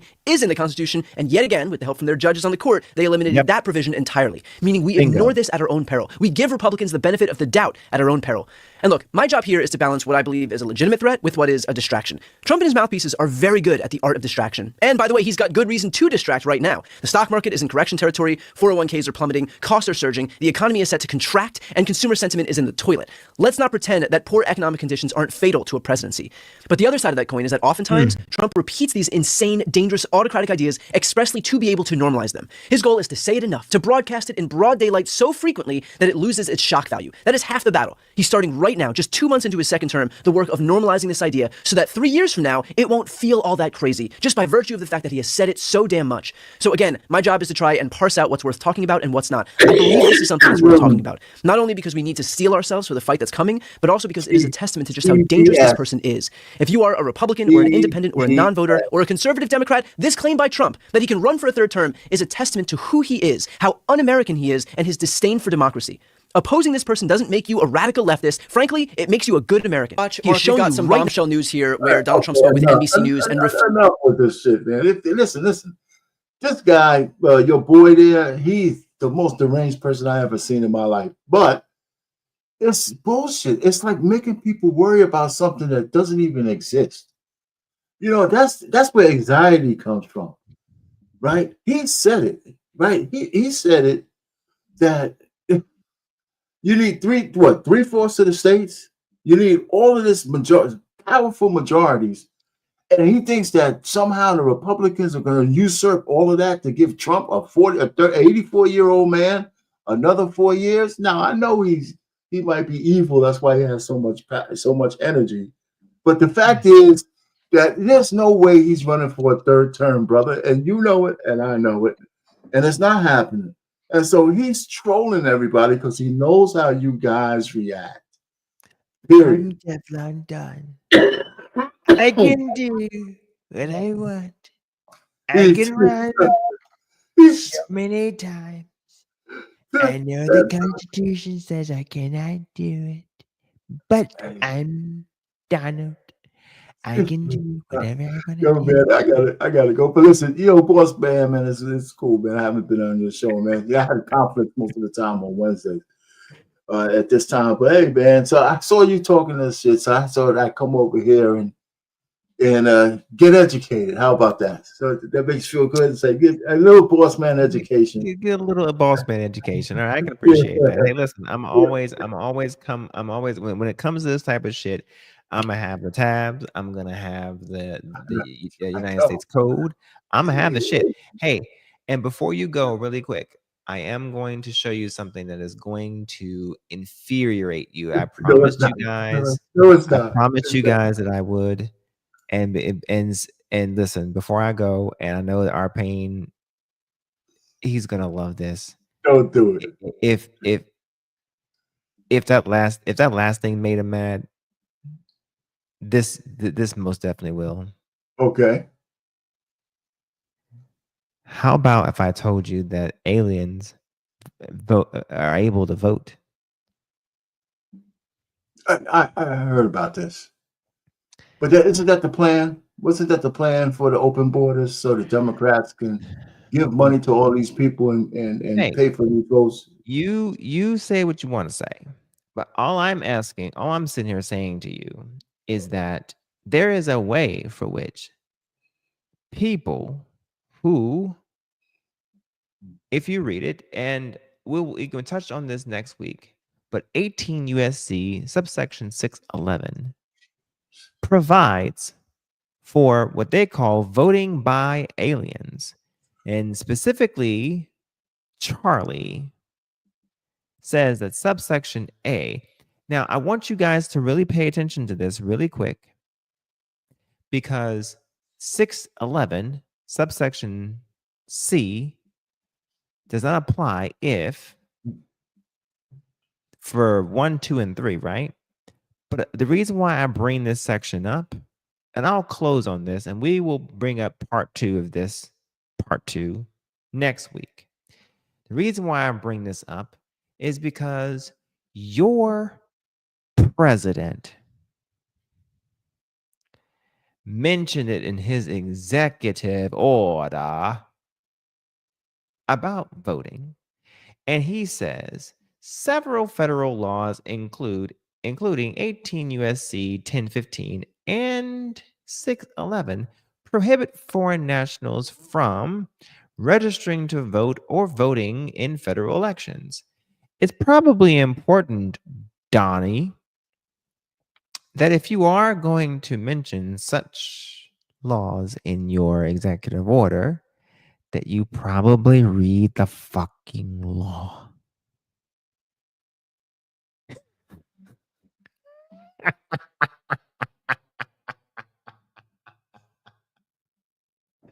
So, with that being said, that is what we're going to start off with next week because we are tired. Arpain, I'm going to continue reading your president for filth next week. And I'm going to have so much fun doing it because your president mentioned a law that doesn't even fucking exist anymore. It hadn't existed since, hold on, what was the year? Stand by as I type in the code for this. Hold on. I'm so tired I can't even type it in right. It hadn't existed since what year was that? Can I find it? Oh no, I can't find it. Anyway, it hadn't existed for quite some damn time. It was repealed. And I'm just trying to figure out, why is your president mentioning laws in his orders that don't exist anymore? Oh, it was repealed in 1969. You're on mute. Listen, that's some of his guys, man. That's why you have a staff and you have people supposed to be doing I got the best people. Well, he should hire you. He should hire you. No. He's going to say, in one way or another, I'm already under him. How about that? So anyway. All right, man. Let's go ahead and do your closing remarks, man. I'll talk to you later, man. Good night. All right. Appreciate you stopping by and take care. People. Trump can't comprehend shit. He barely can read. I was getting ready to say, never mind. Absolutely. I agree with you. Hey, people. It's been real. I didn't get a chance to get through all of my material tonight. So I tell you what, we're going to have State of our Union Part 2, Law and Order President, I can't even say it. The Judiciary's Gavel disagrees continued. Because there's more, folks. There's more. And I appreciate Arpain for stopping on through. This is the first time I think he's ever been on my show. So I am humbled and appreciative for him for coming through and volleying with me about this. There's just a lot. And yes, I'm always going to come prepared, especially for this political stuff. I mean, look, y'all.